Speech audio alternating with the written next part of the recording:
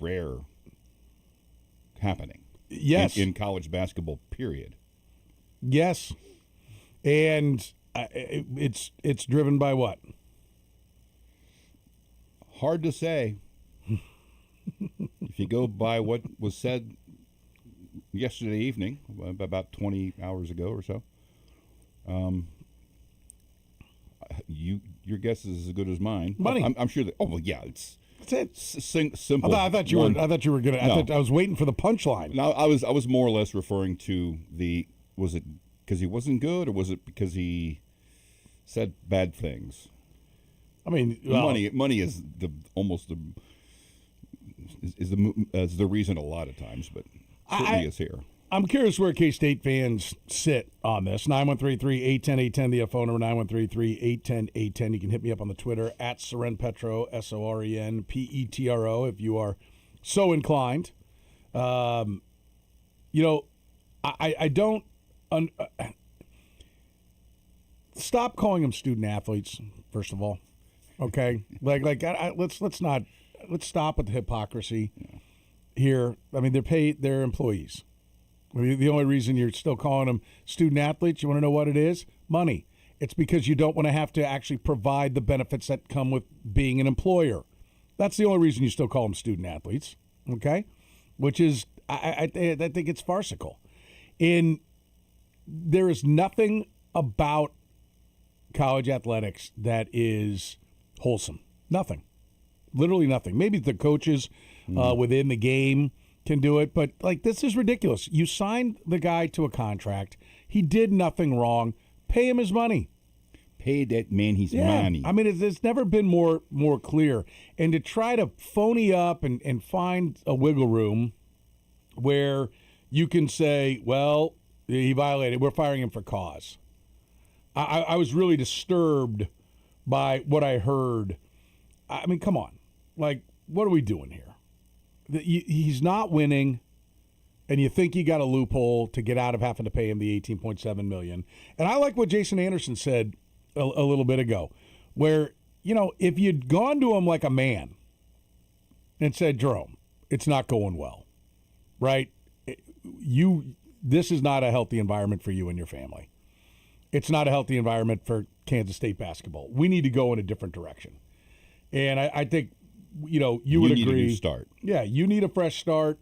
We need a new coach. Let's figure something out. Where do we need to get to? All right, 18.7. Come on. We know what that was there for. We're going to give you a lot of money, but what's the number we can, agree on? And you don't have to deal with this. Otherwise, I can put you at a desk, making $3 million, or make you keep running out there, paying your money for the long haul, which is what we talked about with Blair Kirkhoff on Thursday. What he expected to happen was that they would just go ahead and give him the position within the athletic program, which they're doing with Chris Kleiman. And whatever that position would be, basically nothing, to just make it cheaper. And I think you could have found a number. But now you're going to tie it up in the courts. He coached the team. Yeah. I mean, he did everything. Listen, it is such superfluous crap. Here's the point. Specific duties and responsibilities, 3.2. This is from his contract before, but I'm sure all this language is basically the same, and it's just changed the numbers on the buyout and everything. This is where I think they're getting it. Promoting and encouraging support of team student athletes through personal, physical, and intellectual development, activities and achievements, and integrating sport into the whole spectrum of student athletes' academic life. And then that, there's all kinds of stuff about, the rules and everything, playing by the rules, and then promoting an atmosphere of compliance and actively monitoring, making best efforts to ensure compliance, all of that, rule enforcement. There's no problem with any of that, right? Nope. Conducting themselves at all times in a manner consistent with the position of head coach, an instructor of student athletes, and an ambassador and representative of Kansas State Athletics and the university.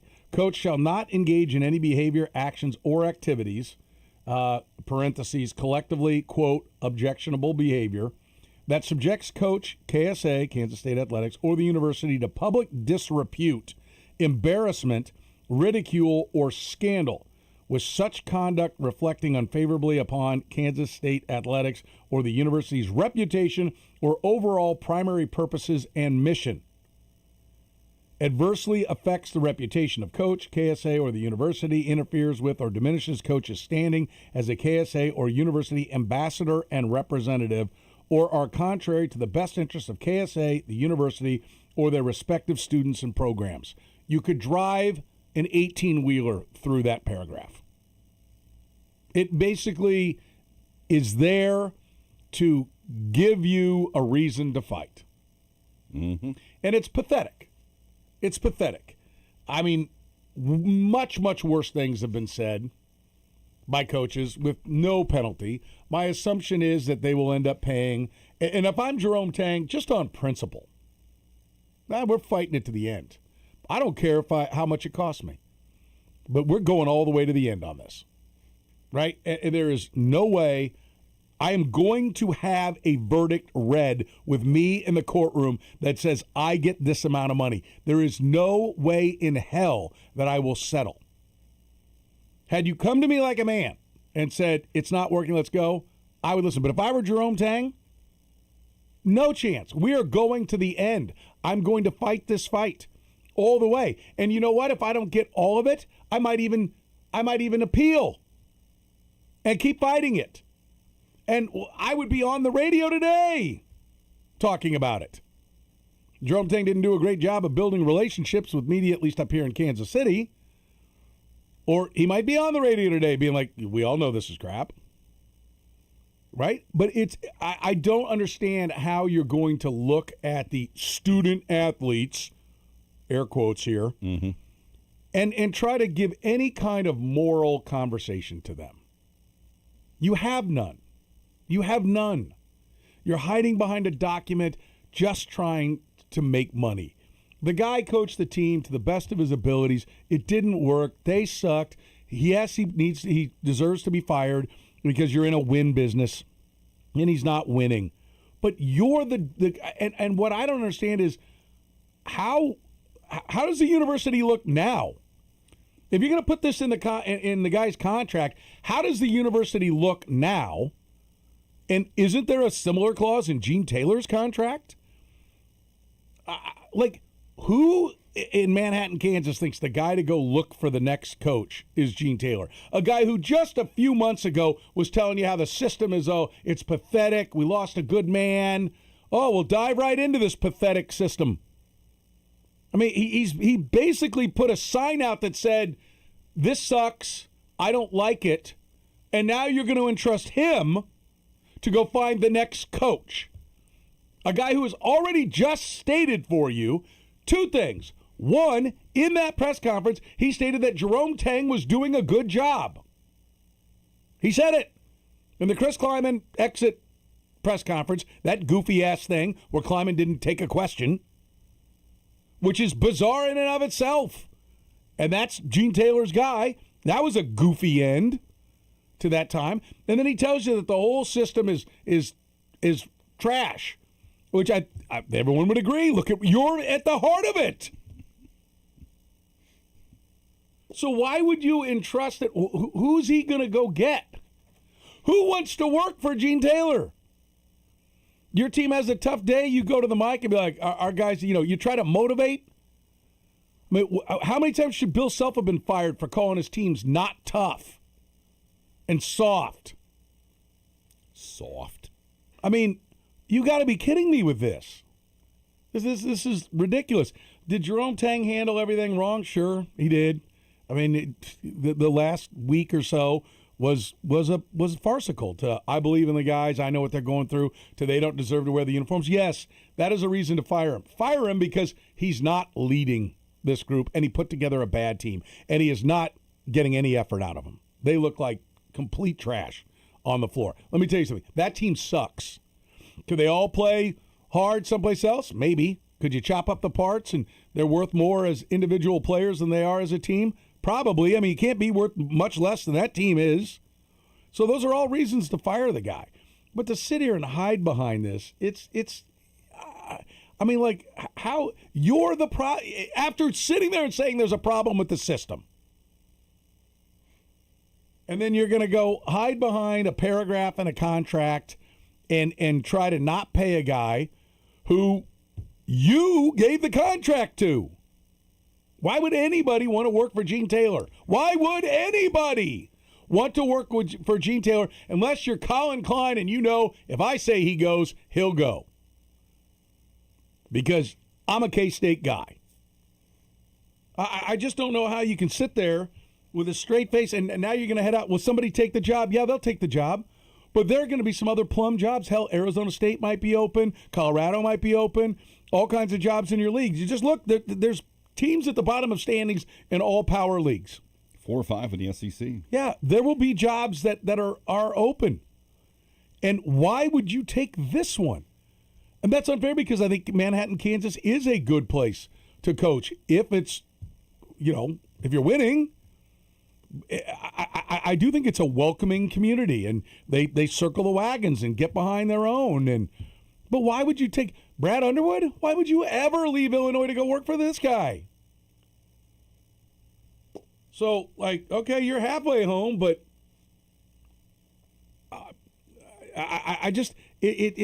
this is the sickening part.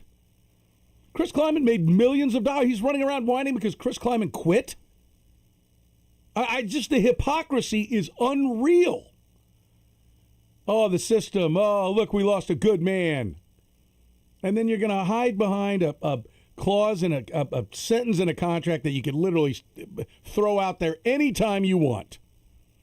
Anytime the guy doesn't go, I love purple, K-State's great, you and me, come out there and sing the little Barney song every post-game press conference. I love you. You love me. Which he damn near did every time. Yes. Even through the worst of times. And then he actually read the room and went, well, they don't like that. Yeah. And he gave him what everybody wanted. And he said that Kansas State is something. It is valuable. It has meaning. It's a place I love. These kids don't deserve to wear the uniform. They don't. That's a great point. They don't. How about the truth? They don't. Now, listen, part of the reason they don't is because they quit on the season. And that's Jerome Tang's fault. So fire him for losing. Right? That's and give the guy his check. Or tell him you can sit in the office and make $3 million for another 6 years while we bungle our way out of this. But you're sitting here because Gene Taylor gave him that contract, and Gene Taylor thinks the system's broke. But yet, okay, here, go hire another guy. I mean, to me, he said he spoke to the president. What is he doing?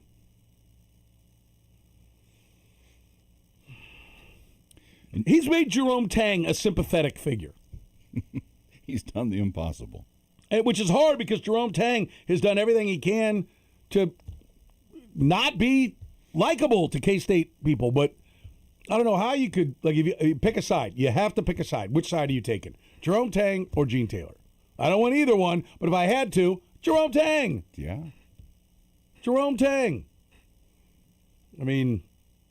And you hit on the more important. So much of the focus is on what's been behind us, but the real focus now for K-State as an athletic program is what lies ahead, and what possibly could you find attractive if you're a prospective coach. Okay, one, the program itself from a success level is in the tank, so I got to rebuild that, and I know that the guy who's going to hire me just might throw me under the bus and try to find a way to not pay me the money that I'm earned. How do you overcome that? I mean, you end up getting the last choice. Yeah.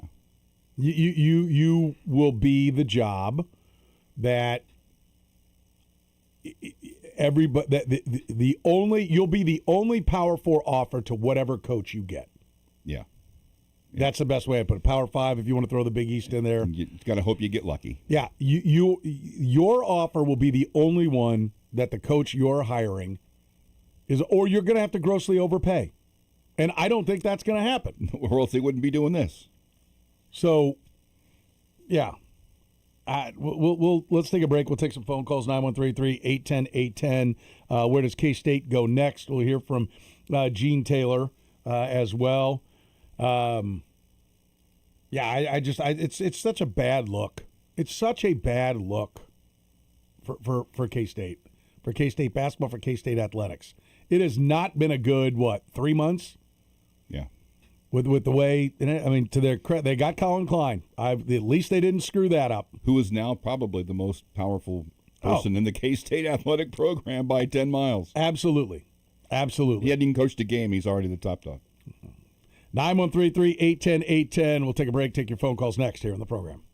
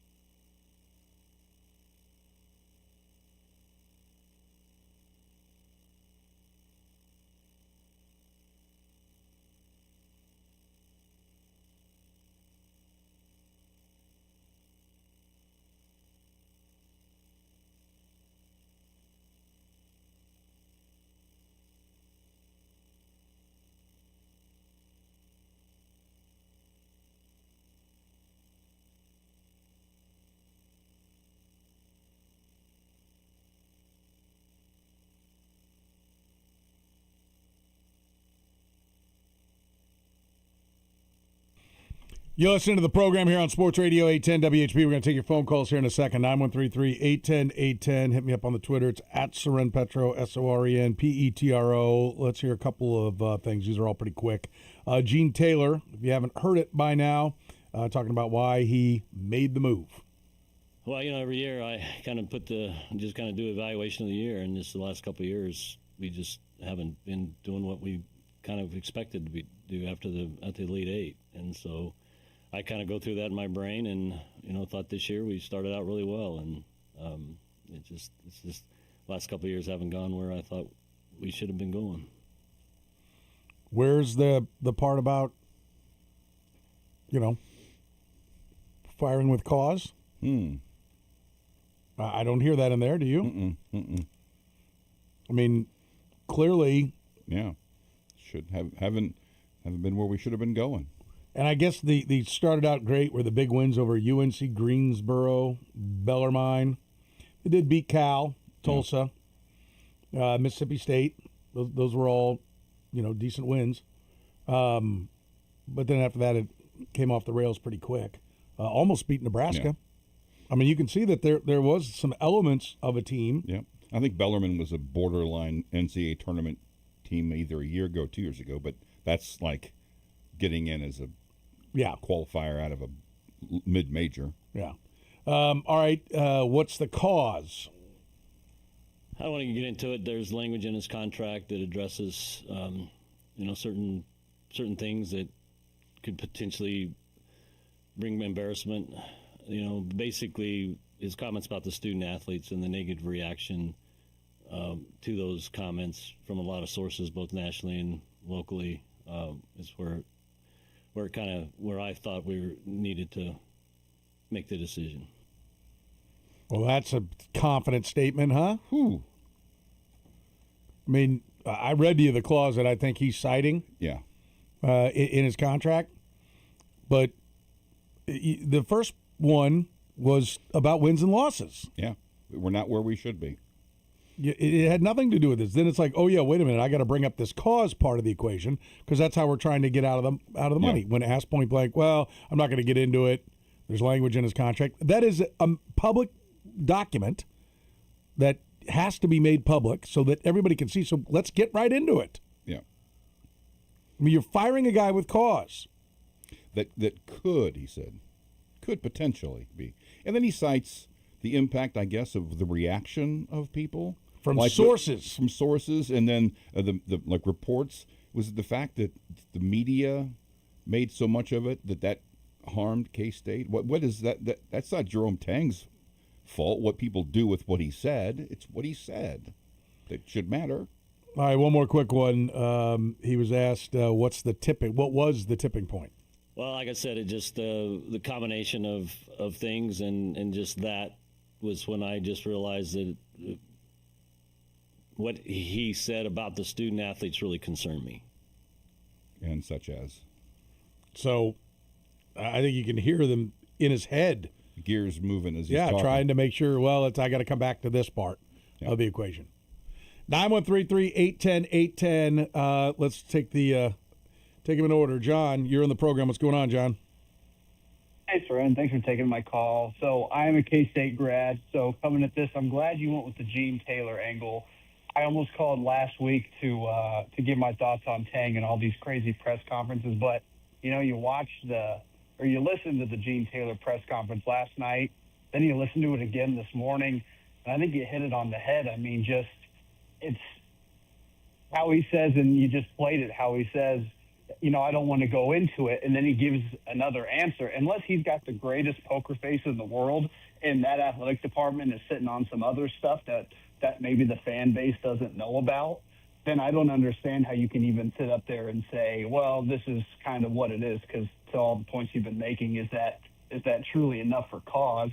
And then, it's just kind of shocking. And then I think the part that really gets me is I was out of town, so wasn't really sure what we could do, unless he was out of town and having dinner in Western Kansas with whatever ag booster was about to pay the full buyout.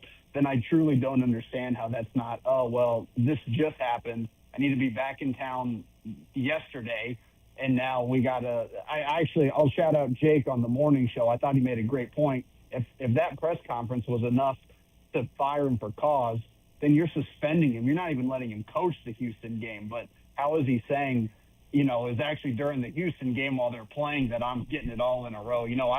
I don't know if this is enough to. I mean, if you can take this to court and end up paying him 17 instead of 18.7, was that even worth all this trouble? I don't know. So, yeah, I mean, it's ultimately, I am happy Jerome Tang is out. I think the last 2 years have really been an embarrassment.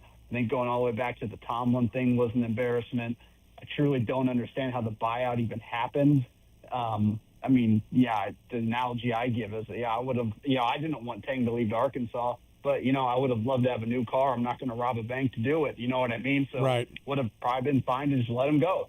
Yeah. And so, yeah, I know I a lot there. I'll listen off air, okay. But I thought you hit the nail on the head with Gene, and I think it's a fascinating next few weeks. You can't even hire a coach for probably another month because the ones you want are probably going to be playing for another month, and so maybe you find out who your next AD is in the next 2 weeks, and then that guy hires a coach in a few weeks after that. So again, thanks for taking my call. Listen off air. Appreciate it, John, and appreciate the call. And yeah, I listen. That's where the upper administration's got to figure out: is this the guy you're going to have hiring the next coach? Yeah, because you do not want, like we said, Colin Klein, sacred son. It doesn't matter who's the AD over Colin Klein. Mm-hmm. He's going to get a lot of rope and should get a lot of rope and get a lot of opportunity to make sure the football program's where they want it to be. But do you have Gene Taylor? Like, if you have, like, I don't know how you can not have questions. Listen, Gene Taylor came in and I thought he was as good an athletic director as we've seen, right? And I think it's a job that we probably don't really know the finer details of. But from afar, sitting here watching the moves he'd made, I thought he'd done a really good job. And the first warning sign to me was when we talked to him in the summer. And I said, well, Jerome Tang's had some problems with the NIL and that working. And he said, well, he's learned a lot. He's going, he went out early. Problem was, we learned the lesson of paying late. You end up paying too much for guys. And so, I was like, oh, okay, this is the new strategy. And then to the Colin Klein or to the Chris Kleiman exit, I mean, it's yeah. It's been a rocky little road the last. Yeah. Because you could hardly imagine an athletic director who felt better about himself 3 years ago. Right now, he's got a first-year coach who's steamrolling toward, would eventually be an Elite Eight appearance. The football team is up and running. Everything's great. He could not have imagined that 3 years later, both guys would be gone, one on his own, one not on his own, and that he'd be in the situation he's in. That's a hell of a 3-year stretch. That is, it's a big turn. That is a straight arrow down. Simon, you're in the program. What's going on, Simon? Hey, gentlemen. It's rare that I can sarcastically and genuinely say or ask why Gene Taylor chose to handle the Tang press conference the way he did after what happened with Kleiman, that you thought he would have learned his lesson and just stuck to what was going on. I mean, that just blows my mind. 2 questions for you, and I'll get out of the way. Okay. With the paragraph that you were talking about that they could drive an 18-wheeler through, where it talks about a lot of these kind of flowery adjectives about reputation and embarrassment, is that boilerplate in a lot of the agreements that coaches sign these days? And then second, John hit on it in the first call. Is it realistic that they would just reshuffle the whole deck, or will they just let this play through to the end of the year before they contemplate getting rid of Taylor? So those were my initial thoughts. Appreciate you boys as always. Stay all right. awesome. Thank you very much, Simon. Thanks for the call. And, I guess, well, listen, the president's on board with this. Gene Taylor said, in fact, is there one of the cuts where you remember which one he says let me it was see. me with the president? I think that was on five. Give me 5 real quick, if you could, Kyle. This is Gene Taylor when asked why Tang was allowed to coach Saturday. Part of it was just where I was out of town and couldn't put all this together, and had to get with the president in order to make sure we were all on the same page. And by that time, the game was, while he was playing the game, is when I was making the decision and talking to the president. So the president's on board. Clearly. Now, it doesn't mean the president could be like, okay, we're at a point, we don't need any more of these press conferences, so go ahead and make the move. And meanwhile, the president's like, okay, I got to go call my guys around the country and find out where there's an AD, because you're next. And, I don't know that there's a time. The timeline, if you're going to do that, would be to get an athletic director in place before you hire a coach. I don't think you're going to hire a coach until we get to the end of the season. So you've got some time to try to do that, but you better move quick. And the president is must know that if he allows Gene Taylor to make this next hire and it goes bad, he's who are we looking at now? Him. Yeah. I mean, he has to understand that's where the focus is going to be if he mucks this up. I mean, how if the comments were the driving force, why? And you thought that they warranted firing. Listen, I don't know what's going on in the man's personal life. I don't know where he was or what he was doing. And so perhaps he has a sick relative. I have no idea. It's none of my business. Everybody has a right to go on vacation or use personal time, whatever you want to do. But it just seems odd that those comments would move you to the point that you think that the image of the program is tarnished to where you can enact this clause and you can't get around to it for 5 days or 4 days. I mean, in the modern telecommunication era. Right. 913-810-810. Baldy, you're in the program. What's up, Baldy? Gene Taylor's kind of a rotary phone guy, I think, in this era. I've been listening to you guys since Kurtis was Bob Wickman, so it's been a while. That goes back. Which is still a joy. I've been a K-State fan my whole life. My whole family's K-State people, but it kind of makes me sad that the thought of Gene Taylor being allowed to hire another coach. I mean, have you guys heard what Seth Greenberg said today? I mean, what he said was pretty spot on as to what's the perception, I think, and you guys nailed it. The perception nationally of this is horrible. I mean, Tang was not getting the job done, but to do it in this manner and to throw that clause in, I mean, aren't you kind of eliminating a lot of coaches that would consider a job when you basically say that players can't be coached? I mean, I don't know. I'm old school enough to. I just can't imagine that Jack Hartman would think fondly of not being able to call your team out. And Tang was acting weird, but I enjoy what you guys have to say, and I'm listening from beautiful Marshall, Missouri. Thank you guys much. All right, appreciate it, Baldy. Thanks for the call. And yeah, I mean, I think, and I've got the comments here. I just sent them over to you, Kyle. If you get a chance, bring that up, and we'll play Seth Greenberg's comments that Baldy was referencing. I think that's the part that I think sits really raw with a lot of people. Right? Is how hypocritical it is. Yes. To talk about the image of the university, like that somehow he's violated that with his comments. And I'd argue that as far as the success of the basketball program, Gene Taylor's done as much damage to the image of the university as Jerome Tang did, at least in the past couple of weeks. Yeah, with this firing. Close to it. It's close to it. With this, the way this has gone down? Yeah. Yes. Because he's still there.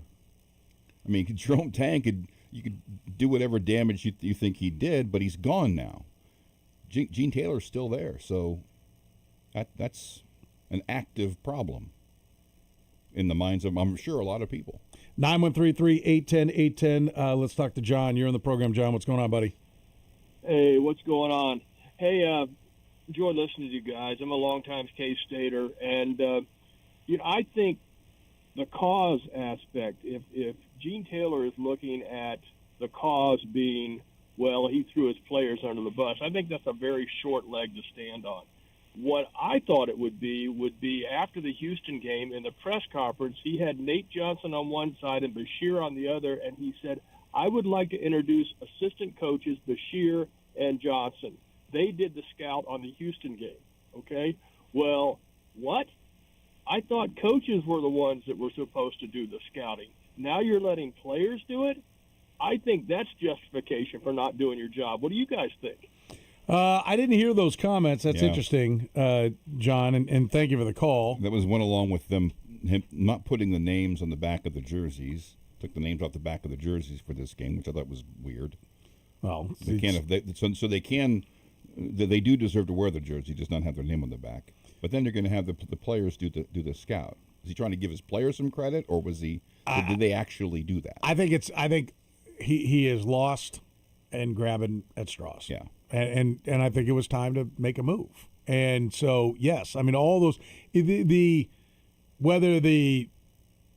whether doing that is, I don't think it's cause for firing. I mean, you can have a kid look at it and say, well, he showed an interest in coaching, so we had him do the scout. And by the way, we had our scout, the assistant coaches also did it, but this is just me of showing some confidence in the guys. By the way, 22-point dog lost by 14, so maybe the players should do the scouting more. Just kidding. They covered. Only team that covered this weekend. Yes. But, so it just continues the bizarre behavior. Yeah. Right? That's what it does. And so, I don't think that's ground. I don't think there's any grounds for cause. No. Now, the legal system is kind of a peach, right? Like, I don't know that we have a whole bunch of, the legal system's out there, and we're going to see what happens. My assumption is that he's going to get almost all of this money. And to me, I don't know who, if your point was, well, let's throw a Hail Mary and see what we can get. Maybe we can get a few bucks off the top. So let's go ahead and do it for cause. But I still, how much damage is it's a Pyrrhic victory. I still, like, at some point, don't our universities have to stand for something?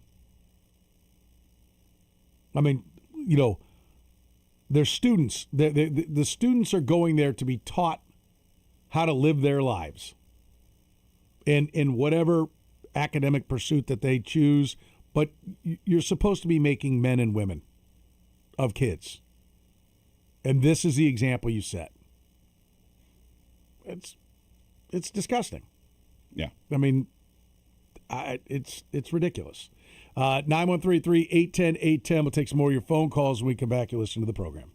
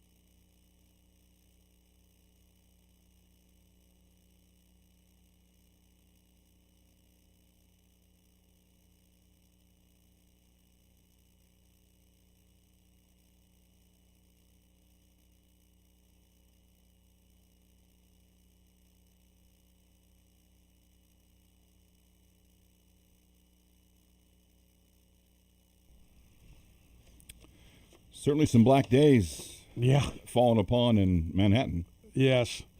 Let's hear. We had, I think it was Baldy who brought up the Seth Greenberg comments. These are the comments he made today. I think today or last night. I'm not sure which. On ESPN. That athletic director is embarrassing for what he is trying to do. What did he actually say right there? He said, we're going to hold our players to our standard. The way they played was unacceptable. They didn't compete. They didn't play hard. We're going to practice at 6 o'clock tomorrow morning because we're going to fix this problem. Yeah, did Jerome Tang make some mistakes in terms of maybe the players that he brought into the program because they're not winning enough? Sure. But let me tell you something. If Jerome Tang, say, wanted to take the UCLA job, he has a buyout. He'd have to pay it. You know what? K-State, you made a bad decision in your mind. All right, they're not winning enough games. Just say, he's not winning enough games. We need to make a change. But to try to dispute and try to create some type of narrative that he didn't fulfill his contract, that is absolutely embarrassing to K-State, the athletic department, the administration. All he was saying is our fans, our students, the university, our community deserves better, and we're going to hold our team to a standard. What did he do wrong? The only thing he did wrong in the last 2 years, he didn't win enough games. Jerome Tang is a really good coach, a really good person, a genuine guy. He's real and genuine, and that is an embarrassment to the university. You give a guy a contract, honor the contract. You can fire a guy because he hasn't won enough games, but you don't have a right to try to embarrass him. So you don't believe where the AD said, hey, he embarrassed those players, embarrassed the university by using that. That happens each and every day. I mean, look, he said the same thing to his team in that locker room. And all he's wanted to do is he's basically sending a statement to his fans, the university, the community, that our effort, the way we're playing, is unacceptable. He's part of that because he brought those guys in. But he did absolutely nothing wrong. All he did was basically say there's a standard at Kansas State. I mean, Yeah. if anything, he stood up for the university. Yes, he did just the opposite of what he's being accused of. That was today, by the way. I saw on the graphic they were talking about tonight being Houston and Iowa State. So that was earlier today. Yeah, I mean, I agree. I mean, and I think a judge will as well. Yeah. I mean, if I'm Jerome Tang, like, you want to talk settlement? No. I don't. See you in court. Let's dance. 913-810-810. Tim, you're in the program. What's going on, Tim? Soren, I'm a retired lawyer, and I'm just kind of shaking my head about this whole thing. I mean, Gene Taylor may have run it by the president, but did they ever think to run it by a lawyer or, their general counsel of some kind on an $18 million deal? And Gene Taylor should be fired for incompetence.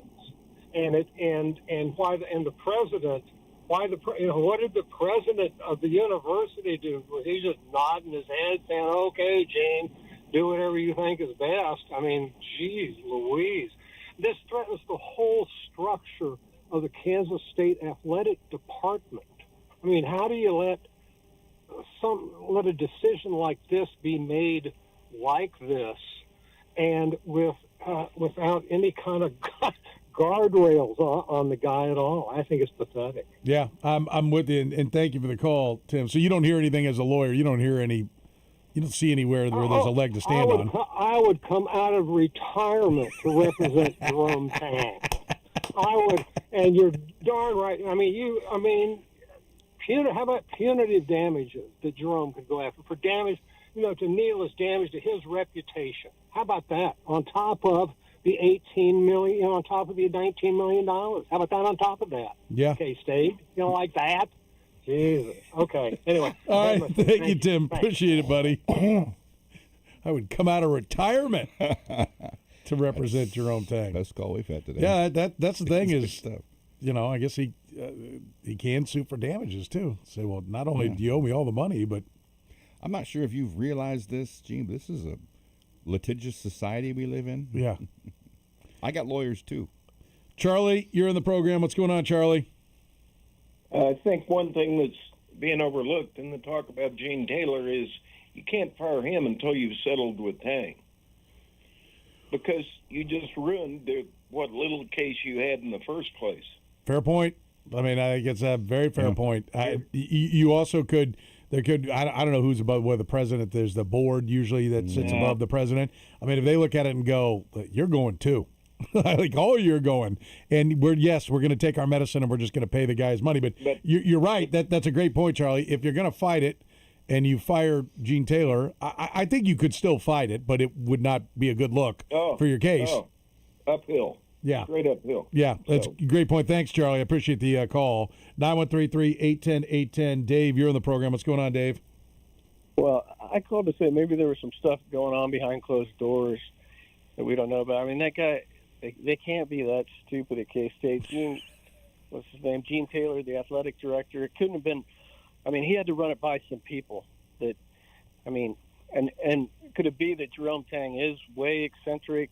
I know that you can't probably fire somebody with cause for being eccentric or hard to work with, but there must be something. You can't be that stupid. You've had to run that by people. And not necessarily. I mean, he said he met with the president while the game was going on, and that's when the decision was made. So the president, to me, is on board with this. I mean, that according to Gene Taylor. Plan. I mean, there's got to be more of a plan, right? You would think. I mean, everybody knows how stupid this sounds and how Tang looks like he's going to easily win this thing. So there must be something else we don't know about. There could be, and that is a good point, Dave. And I'm glad you made it because I was thinking along the same lines earlier and didn't end up saying it. Thank you for the call. Let's put a name on. It's Richard Linton is the president. Okay, that's who we report to. And so maybe there is more there, but that's not what Gene Taylor said. Nope. Gene Taylor said it had to do with his comments. After saying we weren't where we thought we should be as a team. Right. 913-3810810. Phil, you're on the program. What's going on, Phil?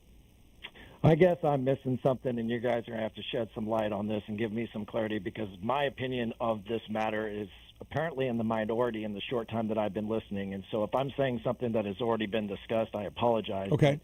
For me, the problem with this is the broadness or the vagueness in the verbiage of the contract when it says bringing embarrassment to the university. So let's back up a couple weeks where Tang is, I love my players, I love these dudes, and what am I going to say? Because whatever I say, you, the media, is going to cut it up and clip it for clicks, as if the media has been, the Manhattan K-State media has been unfair to him at all, which is complete BS. Nobody's been unfair to him. And then the week later, he comes back and it's like a complete different tone, complete different direction, acting like these guys aren't worthy to wear the uniform. So as a K-State fan, does that bring embarrassment to me as a fan to the university? Yeah, it does. So Gene signs a really bad contract, $18.7 million buyout. Do I have a case? Does he really believe that he caused embarrassment? Maybe not, but does he have a case to get out of the deal? This is a business. And so that's kind of my outlook on it, is because they're likely going to go to get their lawyers involved, and then they're likely going to settle, and it's going to be less than the $18 million, and then we're never going to talk about this again, and we're going to move on. So does it look good for K-State? As a fan, no. It's embarrassing. But for me, I'm looking a little bit more beneath the surface and trying to put myself in Gene Taylor's shoes, and if he's looking at this going, hey, if I have a case based on the vagueness of the contract and the lawyers all get together and we settle, then everybody wins and I don't have to pay the full amount. Oh, I think that's absolutely what he's thinking, right? But to your point about embarrassing the university, it's an embarrassment. I mean, I agree. If your goal is to just lessen how much money you pay him, and you think this is going to be good enough, like those things are written and agreed to, so that one, Tang wanted the money, but so that in a situation like this, they can make a case and try to whittle down whatever it is. I mean, that's why you put that kind of language in there, because Phil, and thank you for the call, Phil. It's there for this exact purpose, right? So yes, you're absolutely right. He's trying to lessen the money. The problem is, how much do you lose by doing that? It looks awful. ESPN's analyst is on the air saying this is ridiculous. So how likely are you to get a good candidate to coach your team now? Right? Like, you may save $1 million or $2 million or $5 million or $6 million, but how much does it hurt you with any coach worth his while that says, I'm not coaching there? Seth Greenberg knows coaches and talks to them. Anybody asks him about it, you know what he's going to say. Exactly. Exactly. So, I mean, yeah, you're right. If you're just trying to lessen the dollars, like I said, I think it's a Hail Mary. That's what Tim the lawyer thinks too, that it's, that he has no shot.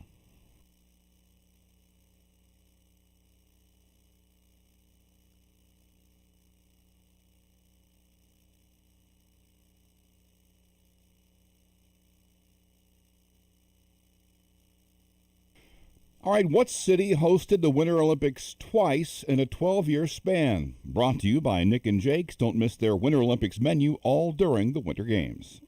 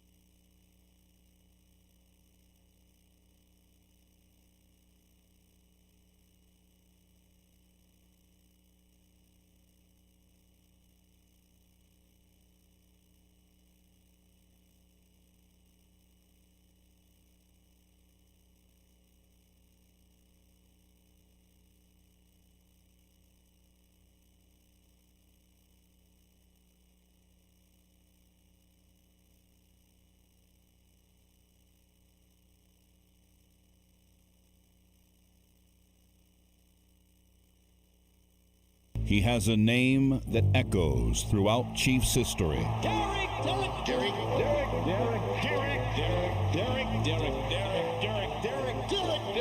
He also has a name that does not. Matt. He's Matt Derrick of Chiefs Digest on the program. It's not the most opportune time to try to fill up my glass of water there. Everyone drinks water or something. Some wouldn't a problem. There you go. I'm just jealous because you got a nice cold thing filled with ice. Yeah. Too much ice. I That's don't. the problem. It's okay. That's the one problem with those things is that if you put too much ice, it's going to stay too much Yes. ice. Yes. It does not go anywhere. Yeah, I can't even shut the damn lid on it. Dang it. Too cold. I don't know. Don't even know how. Too cold. I've got two. I bring one, the cup with the handle, and then I've got this giant jug that I bring as the refill. That's the refill, yeah. It's the reload. And it's a good plan. Keeps I thought I had the time. reload is cold. The thing you drink it out of stays cold. But there's ice in both, and now I've got I overdid it on the ice. Dang it. So it's a problem. It's a problem. Should we get Shane down here? No. Okay. No, already had a soda today. One's enough. Let's turn away from. We'll come back to the K-State story here in a minute. Let's talk some Chiefs football as Matt Derrick joins us from Chiefs Digest. Matt, how are you, sir? Am doing well, Soren, trying to figure out how we can blame the too much ice situation on Connor Embry. But yeah, or Jerome Tang. You know, there you go. Jerome Tang's another one. Yeah, we got all sorts of people we got to blame around here, Soren. That's right. We're not taking the heat for this one. Not going to be my fault. No way. No way. No way, no how. So, like, has Tyreek Hill landed in Kansas City yet? You gotta love it, don't you? That as soon as any member of the old band, becomes available and everything, that the groundswell begins. And I can't imagine this actually happening, but people are gonna imagine, Soren, and some people like what they imagine. I just don't know why you'd like what you imagine in this case. I mean, it's not even. It can't even get off the ground, can it? I mean, I'm not reading this wrong. There's just no way you're going to go out and plunk money down, more money than what he would get someplace else. Is there when you're this far over the cap? I mean, we know that they have means to get down under it, and they will, but that's not the direction. 32 and coming off major knee surgery. Yeah, I mean, exactly, for all those reasons. 32 coming off major knee surgery. A player that just based on knowing Tyreek the little that I do, and talking to him over the years, can't really imagine him ever being at a point in his career where he's just going to be like, hey, taking the minimum salary deal or the least amount of money. I mean, Tyreek's got a ring, so I think he's one of those guys that I would imagine is always going to go where the money is, and there's no money in Kansas City. And then you have to, consider that the Chiefs would have to be in the mindset to bring him back. And I mean, I get that you're bringing EB back, and there's a lot of nostalgia, and you're thinking, hey, maybe it's getting the whole band back together, but you can't. I mean, this is, you and I have talked about it. I mean, if anything, that the Chiefs probably need to be going in the other direction of just putting together, the Mahomes phase 2.0 or 3.0, whatever you call it. But you got to get ready for the next 5 to 10 years. You can't be looking back on the last 5 to 10 years and thinking that you're going to recreate that magic. That's not the same Tyreek anymore. And I can't imagine that picture makes any sense with Tyreek coming back. No, I don't see the path to that happening in any way, shape, or form. I mean, but, maybe I'm wrong. Maybe he yearns to be back in Kansas City, and there's a $2.5 million plus $10 million in incentives that are not likely to be earned, with some big numbers that you have to get to. But like you said, I just can't imagine that's going to be the best offer, and I can't imagine he's not going to want the biggest offer. And the only thing that would change is, Matt, you alluded to the fact that he's not going to want to just take money. He's already got the ring. I mean, he already once in his life has decided, I'd rather take the cash than the success. So that's the only thing you have to go for. The hope, if you're the Chiefs and want to get him at a lower rate, would be that he looks back on that and says, I shouldn't have done that. And given another opportunity to do that, I'll take the success over the money. But we only have one data point, and it suggests something that would not allow him to come here. Yeah, and even though Tyreek has kind of reset, and I mean, there's no canon version of Tyreek's departure from Kansas City, because his version of it's changed a few times. Even the Kansas City side, well, the Chiefs have been fairly circumspect about it. I mean, it's been a little bit differing as well. So, I mean, once again, the truth is always somewhere in the middle, but Tyreek has always managed to kind of change the story about his departure to kind of paint himself in the best light. And like I said, it's been an evolving story over the years. Again, I mean, there's some stuff under the bridge, and there may be some things that you need to get over. And the Chiefs, they've gotten it over with other people, so I'm never going to say never about anybody. But again, you know, there were a lot of people not as happy necessarily as they were when they traded Marcus Peters and didn't have that kind of disruption in the building anymore. But there were plenty of people that were like, you know what? I mean, it's quieter without Tyreek around, and there's not as many messes without Tyreek around. And you know, I don't know if you want to go back to that, because again, Tyreek is not a quiet figure. He's still a loud personality, and whether there are things that he gets that attract to him or his fault or not, he seems to just find drama no matter what he does, and that's something the Chiefs would love to be able to get away from. But at least they've got, you know, all-around swell guys in the wide receiver room. Well, and that's the other part of the problem is, like, you know, is Tyreek. There are things about Tyreek that, yes, you would probably like for young receivers to see, his work ethic being chief amongst them. Are there other things about Tyreek that you would prefer your young receivers not be exposed to? Yeah. I mean, and look no further than the Dolphins. I mean, I'm not saying that he's responsible for everything that went wrong in Miami, but Miami thought that they were Tyreek Hill away from, you know, being a dynasty. They thought this was going to be the piece that got them over the hump to the Super Bowl, and they never came close. So, like I said, I'm not saying that's Tyreek's fault, but I mean, did the Chiefs win a Super Bowl because of Tyreek? I mean, it was a team project. I mean, they needed more than just Tyreek. They needed a lot of pieces. He's not the single piece, and that's why I still say, I mean, if you think you're Tyreek Hill away from a Super Bowl, you're a lot further away than you think you are. Yeah, I agree. We're talking to Matt Derrick here. How about the free agents that the Chiefs have?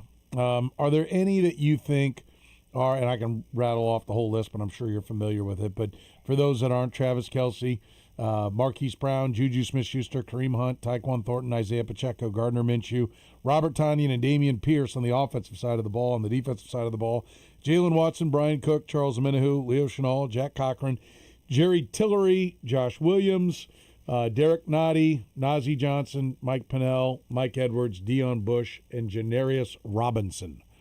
Anyone on there that the Chiefs need to be, you know, falling over themselves to make sure that they don't let get away?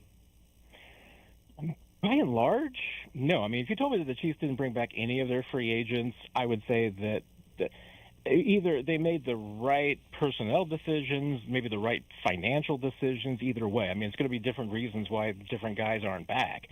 I mean, I there's a handful of players. I mean, would it be nice to have Leo Chenal back? Yeah, it'd be great, but you know, he wants something that the Chiefs at this point have been unwilling to give him, which is, you know, full playing time and a lot of money. So he's going to make money somewhere else, and somebody else is going to offer to let him be a 3-down linebacker, which the Chiefs just haven't been willing to do. So I don't expect him to be back. Would they like to have back a Brian Cook and a Jalen Watson? I think they would like to have those guys back as well, and I think it's more reasonable that those guys could be back. I think they would be amenable to it at the right money. But again, it's going to be, if you're the Chiefs, can you afford the right money? Almost anybody else on that list that you're talking about, if you're bringing them back at league minimum as a backup in some form, that's fine. That makes sense. I mean, maybe you're bringing back some guys to just be guys on the 90 with the intention that maybe they're practice squad guys for you. Deion Bush is getting up there in age, but maybe you still want him around for veteran leadership and just experience overall in the practice squad. But if you're bringing back, honestly, I mean, Mike Pennell might be an exception where I said, hey, if you're bringing him back as, you know, league minimum vet move, maybe a few $1,000s more than that as a backup rotational piece, that's fine. But if you're bringing back anybody else with the thought that they're going to be an important piece for you, a starter, or even the first guy off the bench, I'm not sure that there's anybody that's really fitting the picture. I mean, you want to get younger, you want to get more affordable, you want to get more athletic and faster, all those things. There's not really anybody else on that list, friend, that to me is priority that you're bringing back. I mean, there might be a few guys that you say, hey, if somebody else wants you and is willing to pay you more money, go for it. But hey, check back with us in May and let's see if if you're still a free agent, maybe we'll bring it back. But right now we're going to go a different direction. How would you replace Brian Cook? I mean, it's a good question because I think you drafted Jaden Hicks with the idea that was going to be the guy that potentially replaced Brian Cook. But, I mean, what you've seen the last 2 years, especially last season, the Chiefs just seem to lose a lot of faith in Jaden Hicks. So I don't know if he's to that point. They like Chamari Connor a lot, but he and Brian Cook are different players. And the Chiefs have the other problem, too, which is that of these 12 safeties. I mean, it's not that many safeties, but every safety they've got for the most part, every single one of them is a strong safety. They don't have a clear and obvious free safety, somebody that you can just put on the back end, somebody who's got the speed to be able to, be a single high safety that you can trust back there. They don't have anybody like that. So, that's part of their problem is that if they're going to bring in a safety, they're going to pay a safety, you're going to put some money or a draft pick into that spot, it really needs to be a free safety. With Brian Cook, he's a multiple guy. He could do that, and he's done it in the past. But I just don't see the same speed and the burst and quickness, since the most recent ankle injury a couple of years ago. And remember, he already had a rod and some metal in that ankle anyway. So I think he's a really good, strong safety. But being that free safety that you need. But hey, when it comes to a leadership standpoint, he's still the best guy you have back there. And the Chiefs, I mean, if they don't bring back Brian Cook, I think they still probably need to bring back a veteran of some sort to be on that back end. I think what you do if you had to turn around and play a game tomorrow is Chris Roland Wallace would probably be the other safety with Chamari Connor, right? Pretty good chance. I mean, and just depending on whether or not. I mean, I thought Jaden Hicks the last month of the season played better, but that doesn't mean that Steve Spagnuolo necessarily felt the same way and that they've got what they need there. I mean, like I said, you've got guys you could plug into that spot. You just don't have the ideal player to put back there. And, and Roland Wallace, he's, again, more of a Chamari Connor type safety, a guy that you can put in the box, you can put in the slot, you can put on the outside even as a corner. But is he a true free safety on the back end? Not really. I mean, they just don't have anybody in that spot right now. One of the names I listed off when I was giving the offensive names was Travis Kelce. I mean, you're okay with them moving on from Travis Kelce if he decides he wants to play? Travis is in his own category to me. I mean, it's if he wants to come back, you got to have Travis Kelce back. Even at this point in his career, I mean, Travis Kelce is still better than anybody you're going to get out there on the market, and he's obviously he's an important piece of that team. So I don't think you would be happy with Travis Kelce moving on. I don't think that Travis Kelce is necessarily going to play for anybody else. I think it's it or nowhere for him. But if Travis wants to be back, you bring him back. I mean, I don't think there's any doubt about that. Like I said, I mean, he's still one of the top probably 5 to 8 tight ends in the league even at this point in his career. There's no doubt about that. You have to bring him back. Those are words that really get teams in trouble, I think. You don't ever have to do anything. You don't have to, and and again, I mean, all things are relative. If you're talking about Travis Kelce coming back and you're paying him $16 million for next season, no, I mean, you got to be reasonable with it, and I'm assuming that Travis is going to be reasonable with it. He's going to want, he's not going to play for free because he's a capitalist. He wants money, and also, I mean, he doesn't want to be the guy that depresses the market for other tight ends, but I also don't get the sense that he's trying to break the bank. And he doesn't. If he's coming back, I don't think he's the kind of guy that's going to say, I want max money. He's just going to want a reasonable amount. And honestly, I mean, you're the Chiefs, and we talked about this too, Soren. I mean, I get the sense that the Chiefs are still in win mode, that they're not in a total rebuilding mode, and they want to try and win. And Travis Kelce gives them a better chance to win in 2026. Is that foolish? I mean, with where they are against the cap, to Sure, do they need to just say, listen, everyone wants to be as good as you can be, but just completely take it on the chin when it comes to, the full brunt of the cap hit and make themselves as, cap flexible as possible for 27 and 28?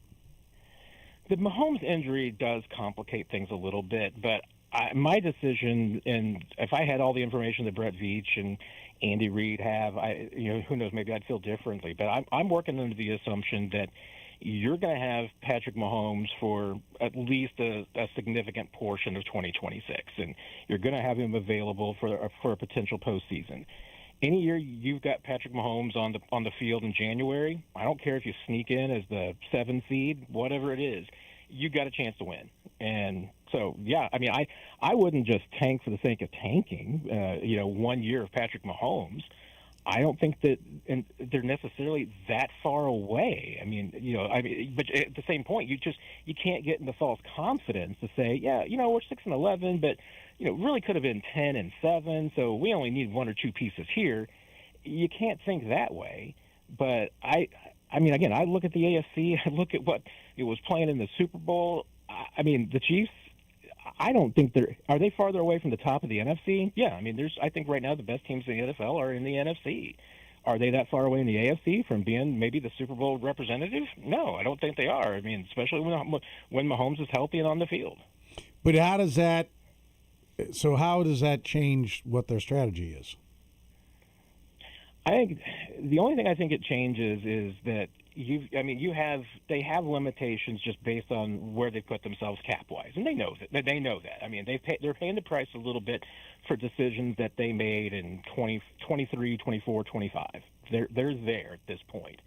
But like I said, I mean, I don't think that they gain a lot from just trying to tank this season. And there's some things that even that I walked away. I mean, Chris walked away from Chris Jones, either releasing him or trading Chris Jones, doesn't really save you much cap space wise. I mean, especially since I don't think that you would be able to trade Chris Jones before that you get rid of that cap hit that he's got coming up guaranteed with the roster bonus that you can't get away from. So, that ship has kind of sailed. I mean, you can make the practical decisions. I mean, you're walking away from Jawan Taylor. That makes sense. You have legitimate questions about how much do you continue to rob the future to save some money for now, like restructuring Trey Smith, restructuring Creed Humphrey, those contracts, and starting to kind of borrow, if you will, from those cap numbers going forward. I mean, if I'm the Chiefs, like I said, I'm trying to win, but I'm not doing what I did in 23, 24, and 25, which is just trying to squeeze out every single dollar I can to go and make every possible move that I can, free agent-wise. I mean, you do have to try and get younger, and you're going to make decisions like that. But like I said, I don't think that they're in the spot. I don't think they need to be in the spot where they decide, okay, well, we went 6-11. Let's see if we can go 4-13 and get a better draft pick and just completely rebuild and reset the cap. I don't know that you necessarily need to do that. It seems to me like you talk in terms of either winning the Super Bowl or tanking. There's no in between. Well, if you don't bring Travis Kelce back, you're trying to tank. I'll be honest. I mean, if you in the NFL, Soren, I'm not. I think those are your honestly your only 2 goals going into pretty much any season should be, because going 8-9. I mean, if you're going 8-8, you're going I don't make money. I don't think anybody goes, all right, here's our goal, guys. Let's go 8-9. I don't think those words have ever come out of the mouth of anybody in the NFL. And I do though get your greater point of, listen, are you rebuilding or are you going for it, right? And I think, but I think you can go for it. Like, to your point, like, to me, you said a number of things there. Like, one, when you have Patrick Mahomes, you're always a contender. Exactly. But that doesn't mean you have to do every single thing you can for this year at the expense of years to come. It means that you're a contender this year and in 27 and in 28. And, you've got 4 or 5 more years of premium Patrick Mahomes. If you go with a little less this year to have a lot more over the coming years, that to me seems like the prudent path. Yeah, and honestly, I mean, I think the toughest decisions that they've got this year, that's just based on the moves that they could make going forward, that at least kind of sets them in the right path. I mean, Hey, do you want to continue to have a guy like Drew Tranquil around? That's going to be 32, or do you want to get ready for the next Drew Tranquil and you're going to say, okay, hey, maybe that guy right now is Jeff Bossa, so we're gonna let go. We're gonna save a little bit of money with Drew Tranquil. That'll put us in better salary cap range, and now we're gonna play this young guy instead. There's those small moves like that I think fit in with the overall team plan, which again is to get younger, get faster, get more affordable. But at the same time, hey, I think it still makes sense to say you need a Chris Jones around, because honestly, I mean, if you trade Chris Jones or walk away from Chris Jones, well, who's going to play in Chris Jones' spot? You don't have anybody. I mean, that's just. I think they're more likely to move money on Chris Jones and extend his time here as opposed to walking away from him. Just because when you signed that deal, that's you sold your soul. I mean, there's no. I'm with you. I got it. It's too big a number to eat. I mean, you could post June 1 it. You could actually save a little money this year, but then that makes him more expensive the next year than what it would be if you let him, as opposed to just letting him play in 26 and then cutting him after 26.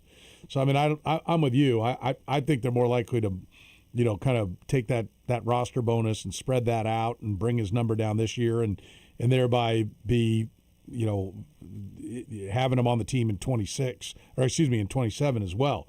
I don't think cutting Chris Jones is on anyone's mind. It's amazing what people think out there, Soren, and the ideas that people come up with. And on fans' minds, oh sure, yeah, like exactly. should it be kicked around? I honestly think it should be. I mean, I think it should be considered, and then I think at the end of the day they'll go no, and I think it's clear. Look, I think Travis Kelce's going to be back. Do you? I think it certainly seems like that's the direction things are going. Yeah, I mean, otherwise I don't know what it would. What are we waiting on? Right? Like to me, the longer it goes, the more likely he is to be back, and so, I think they've got this crew, and I think this may be. Well, first of all, I think the Chris Jones contract extension was a mistake. I said it at the time. I stand by it now, and I said, well, what would be success on this? And people were like, well, 10 sacks a year. I'm like, well, you're not going to get that. So if Patty talk show host can tell you that he's not going to give you what you're wanting. I don't know why they didn't know it, but they clearly kind of have this core group. And I think the bigger question, I mean, I think it all starts with, like, what is Andy Reid's mindset? Is Andy Reid trying to win one more? Does he have a date that he knows he's done? Is this his last year? Is 27 his last year? And then are you making decisions based upon making the team as good as it can be for the Andy Reid tenure and not as good as it can be for the long haul? That, to me, is where it gets a little sticky now with him being 68 years old when he takes the field next. Yeah, and that's where you really it's hard to put on those blinders. And if you're Clark Hunt, you got to try to find some way, because you are dealing with a couple of different factors here. I mean, you're dealing with not only Andy Reid, but you're also dealing with the new stadium too. And hey, if you're Clark Hunt, are you telling Brett Veach, hey, yeah, we want to try and win the Super Bowl every year, but gosh darn it, you better make sure that we're a 13-14 moving into a new stadium, because I can't have a 4-13 team going in there.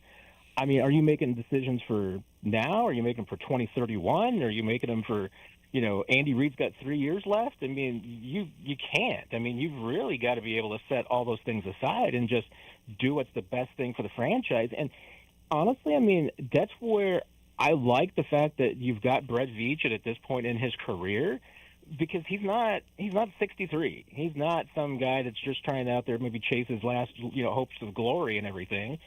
I mean, I think Brett Veach is hoping that he's going to be the GM for this team for another 10 or 15 years, and that's why I think you want a guy like that, honestly, that's thinking about the long term. It isn't just believing that, hey, I got to win for Andy, or I got to win for set up a team for the new stadium or anything of this nature. I think you want a guy in there at all times that's thinking like, I want to make sure that I'm still the GM here in 10 years. Yeah. No, I think that's the big. I think if you always make decisions based upon doing what's right for the big picture, in a couple of years your team is stacked, right? Like I think you always like there's literally not one free agent that I would bring back, not with their cap situation, and I would, I also would have more picks if I were sitting here today, but I think you do everything you can to get a hold of more picks, and I don't think you're ever more than 2 years away from being a champion. And when you have Patrick Mahomes, you're never more than one off season away, because part of the 2 years is getting a quarterback up to speed, and yours is up to speed and ready to go. So for me, I'd walk and get the cap as healthy as possible. I'd trade Trent McDuffie. I'd move back. I'd load up on young players in the draft and be a better team 2 years from now. And because I think that's what they did in 22, and guess what? They won the Super Bowl with a young secondary that was really about the future. They won the Super Bowl. Yeah, and we're talking about making long-term decisions, and I don't necessarily think that there were a ton of bad decisions that they made. Maybe Chris Jones was a debatable one. I think that's absolutely, you have a fair shake on that one, and I know you were against it at the time, and that's why you could absolutely point to and say, hey, maybe the Chiefs should not have been in three-peat mode. Maybe they should have just gone ahead and walked away from Chris Jones. They made some other moves that were all about the three-peat that probably did cost them going forward. But I'm with you. I mean, if you told me that the Chiefs did not sign any of their free agents except for Travis Kelce, and if Kelce retired, I mean, that's fine. I mean, he can do that. But if they didn't bring back any of their guys, I mean, that Brian Cook and Jalen Watson will probably get you some comp picks. Trade Trent McDuffie, that should get you 2 more picks, honestly. Maybe a player, but I'd take the picks. Those 3 guys alone could probably get you 4, decent picks going forward, and that's exactly what you need over the next 2 seasons to kind of rebuild this team. Yeah, I would agree. Matt, great stuff. We always appreciate it. We'll talk to you again next week, my friend. Sounds great. All right, there he goes, Matt Derrick from Chiefs Digest, brought to you by our friends at Gann Asphalt and Concrete. Concrete season is underway, and asphalt paving kicks off mid-March. Call Gann Asphalt and Concrete now to get your bid and secure your spot before the April rush. From parking lots to curbs, they handle asphalt and concrete work with quality you can trust. Get your bid started today at GannAsphalt.com. Gann Asphalt and Concrete, one contractor, all things parking lots. The program with Soren Petro. One take wonder. Weekdays from 2 to 6 on Sports Radio 810 WHB.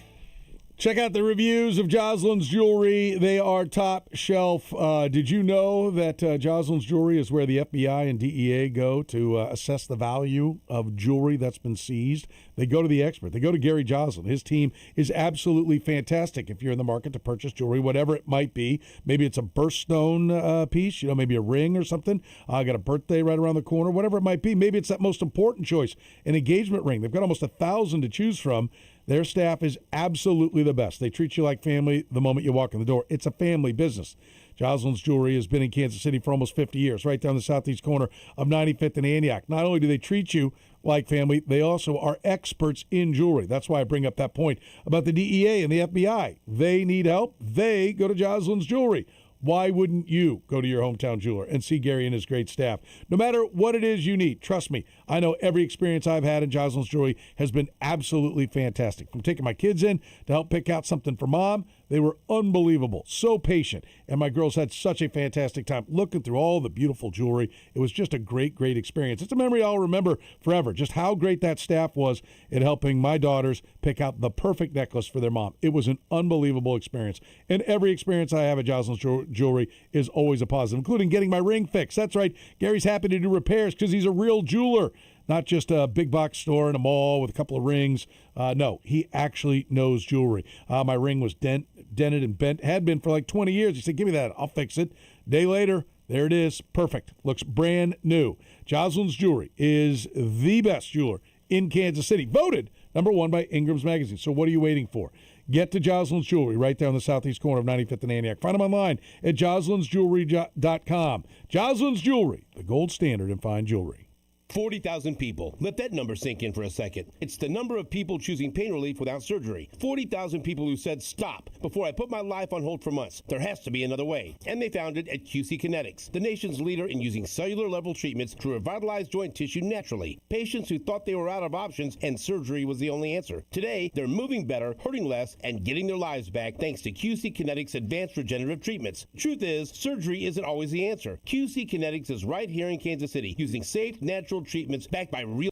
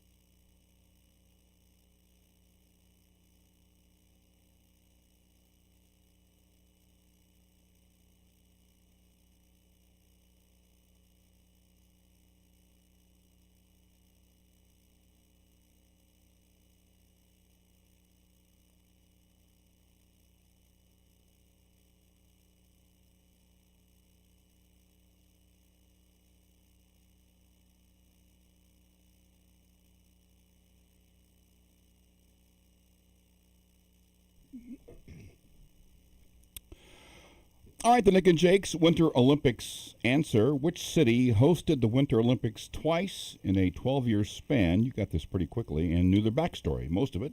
Do you want to know why? I actually know have how? the details. I have the details in detail. No, but do you know how I knew it? No, I don't.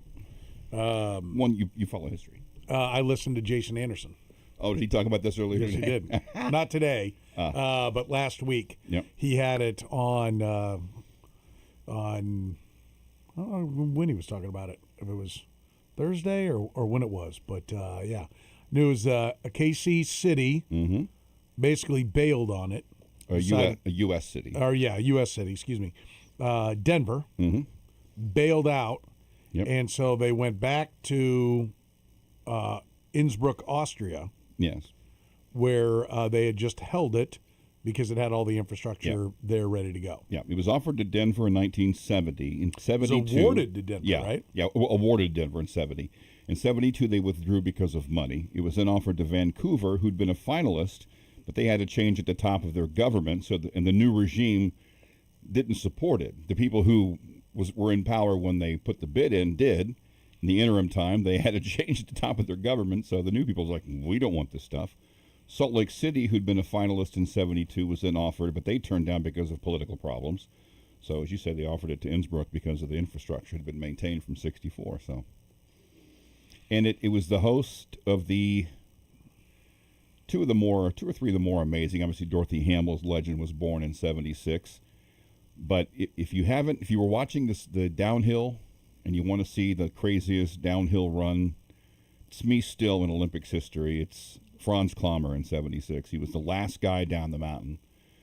Legendary Austrian, and he had this ridiculous time. Bernard Ruzi had set the pace very early, and everyone was trying to beat it. Klammer was the last guy late in his career and ran one of the more ridiculous runs. A couple of times he almost crashed. He was going over almost out in the hay bales, and he won. And that was one of the first Olympic. That's the first Olympic moment I can remember. I was 9 years old, was just transfixed by this. And Frank Gifford's call is terrific. So if you're a fan of it, it's on YouTube. Just watch Franz Klammer, and it's to me still one of the more electric moments 50 years later. Nick and Jake says a full menu. Well, I shouldn't say a full menu, but they've got a select menu, a special menu that they've put together for the Olympics. If you want to go check it out, make sure you're following them on all the social media channels as well. I know all of our questions did not come from you, right? They did not. They come from Jen Timmons. She does a fantastic job. She's a huge Olympics fan. Oh, yeah. So, and they've got all kinds of great stuff. If you look at their TikTok page, you can see all kinds of the Olympic extras that are there on their made-from-scratch menu. They do a fantastic job. At Nick and Jake's, great spot to go watch you some Olympics, some basketball, all the TVs in the bar, great setup, great place to hang out, whether it's just with a couple of buddies or with the whole family. It's at Nick and Jake's. I want to give you a little nugget from the Manhattan Mercury. Yep. I also just read the whole thing. Do we have an author on this? I'm looking for that right now. Well, it's from the Manhattan I got the Mercury. entire story. I forgot to write down who had it. Yeah. K-State offered Jerome Tang the chance to coach out the rest of this basketball season and then resign with a negotiated payout at the end, but he turned down that offer and instead got fired for cause. Athletic Director Gene Taylor confirmed to the Mercury Monday that when he met with Tang Sunday morning, he offered Tang a choice: coach the rest of the season and then resign, or else be terminated immediately for cause. If Tang chose the former, there would be some kind of financial package offered to him in lieu of a buyout at an undetermined amount. That would be substantially less than the full buyout. It just keeps getting better. Yes. Quote, "We never gave him a specific number," Taylor said. Well, how could he accept it then? What in the absolute blank? Quote, this is a quote, "We never gave him a specific number." Oh, okay, yeah, I'll take that, Gene. I mean, could be 18.6 million, could be $5. I guess I'll take what's behind door number 2, Gene. It's a waffle maker. What on earth? By the way, do you think this is helping your case for firing him with cause? Tang asked for time to consider his options, so Taylor gave him until 5 p.m., then extended it to 6 p.m. Taylor said there was some back and forth between lawyers on both sides. There was a thin veil of hope that he would come back, but obviously that didn't happen. Tang's answer, given by his lawyer, was that he would resign if he got the whole $18 million.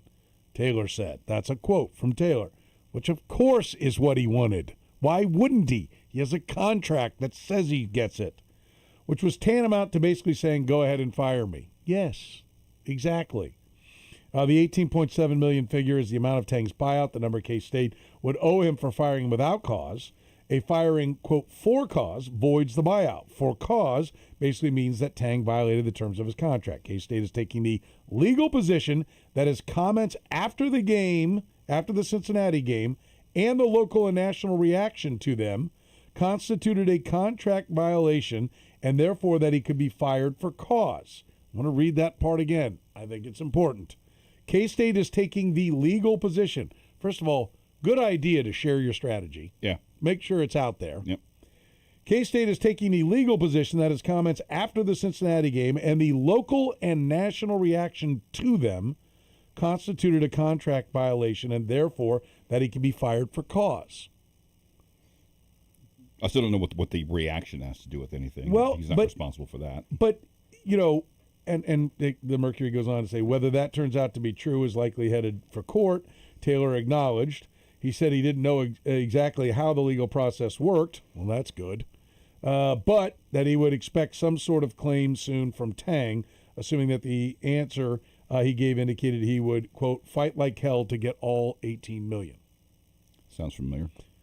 But I just keep this one. K-State is taking the legal position that his comments after the Cincinnati game and the local and national reaction to them constituted a contract violation, and therefore that he can be fired for cause. Okay, so it's what we said here. I didn't realize we had that kind of juice, by the way. I'm saying. What we said here and what they said nationally.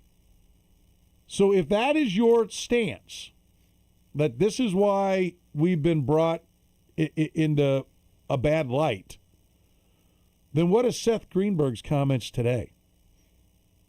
I mean, if basically the contract is ruled by what ESPN and the Mercury think of it, well, you're getting bombed today. You're not going to win. Like, I don't know how you can go before a judge and say, well, people didn't like his comments, therefore we look bad.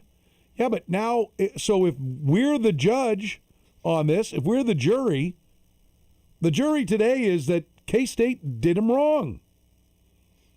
Right? Yeah.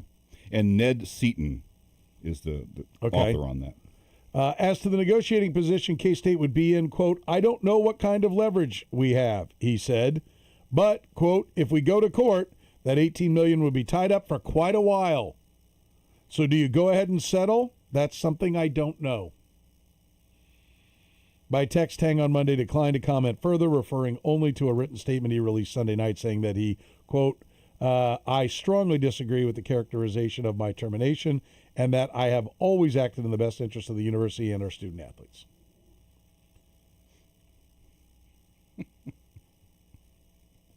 I mean, this, you know, I said last week that Kansas, the way their basketball season had gone, was like that they were the subject of a Netflix series about a basketball team. This is the same thing. Yes. For a different reason.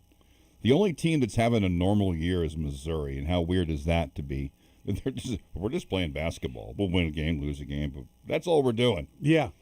Everything else, the other two, the Sunflower State is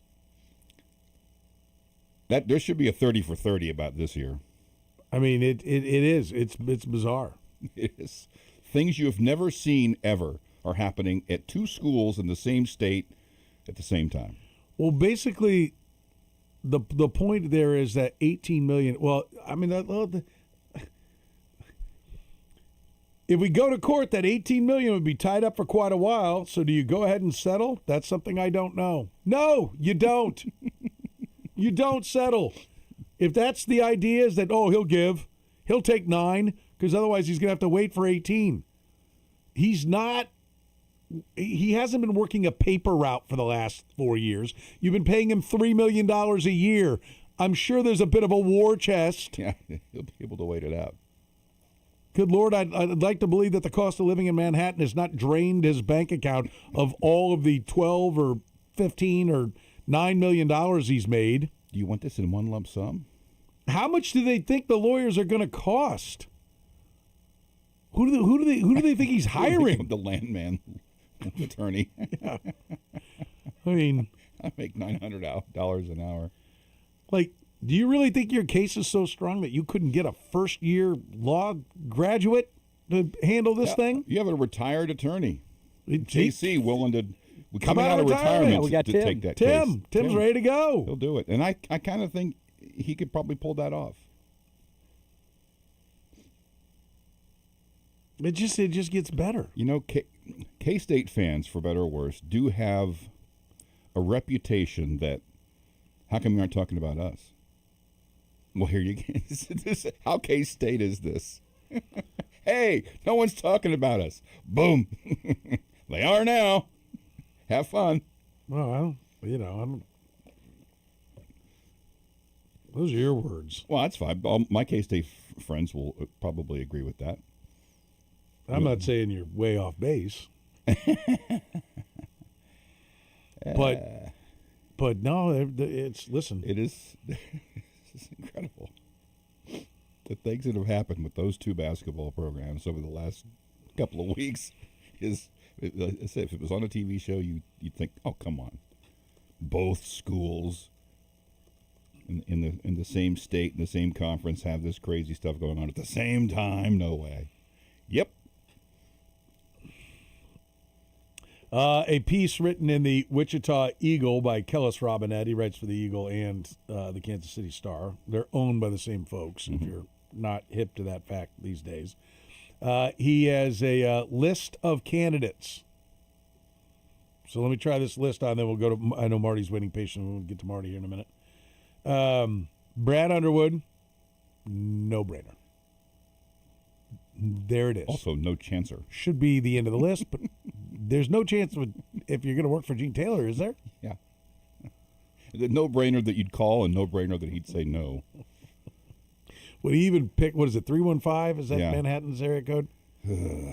That'd be one of those ones where you get two rings, but you online 2 rings and voicemail means you skip the call. Yeah. Yeah, exactly. I don't think he's picking up the phone. 2 rings. Yeah. Pass. I don't think he's picking up the phone.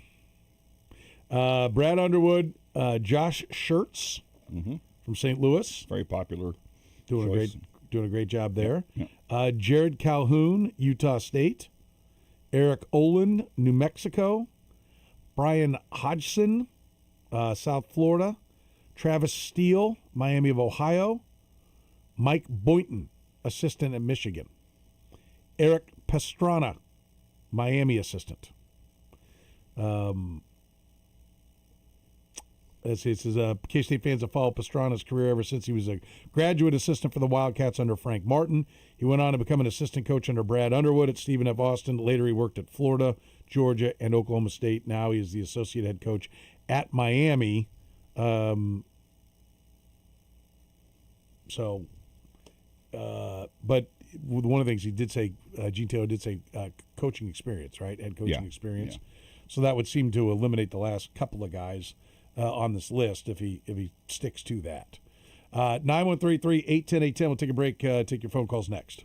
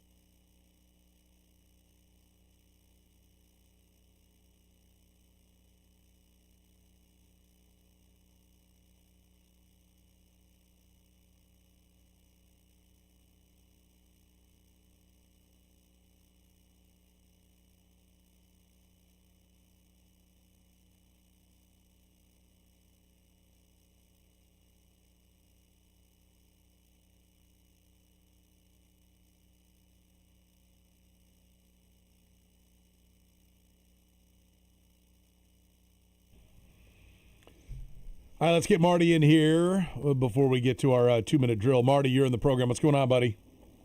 Not much. At this point, Tang doesn't even need a lawyer. I mean, it's just turned into a Saturday Night Live skit. Yeah, Tang said a couple of odd things after the post games and started the Bruce Weber finger pointing a little bit. But he did defend K-State, saying we deserve better. And then last night, Gene Taylor makes a boo of himself again, saying he was out of town and he didn't remember what Tang told him about the Cincinnati post game. And then follows it up with, not only did an interview, he gave him the choice of still coaching. What's next? I mean, this is embarrassing at the same time. I guess. Yeah, I think if this is the embarrassing part right now, and Marty, thank you for the call. I'll tell you, this is an interesting thought. A friend of mine, K-Stater, said, the more I hear about the Taylor-Tang saga, I'm starting to think President Linton is the one behind trying to let Tang go, quote, for cause, and Gene is just doing what Linton is driving. Seems a bit out of character for Gene to try to go out on a limb for such a shaky argument. And he questions Linton being a guy that, maybe he's the one. That's interesting. Could be. That wouldn't shock me. Either way, it's a bad look for K-State, whoever's at the root of it. But, this is the embarrassing part, right? This is the real embarrassing part.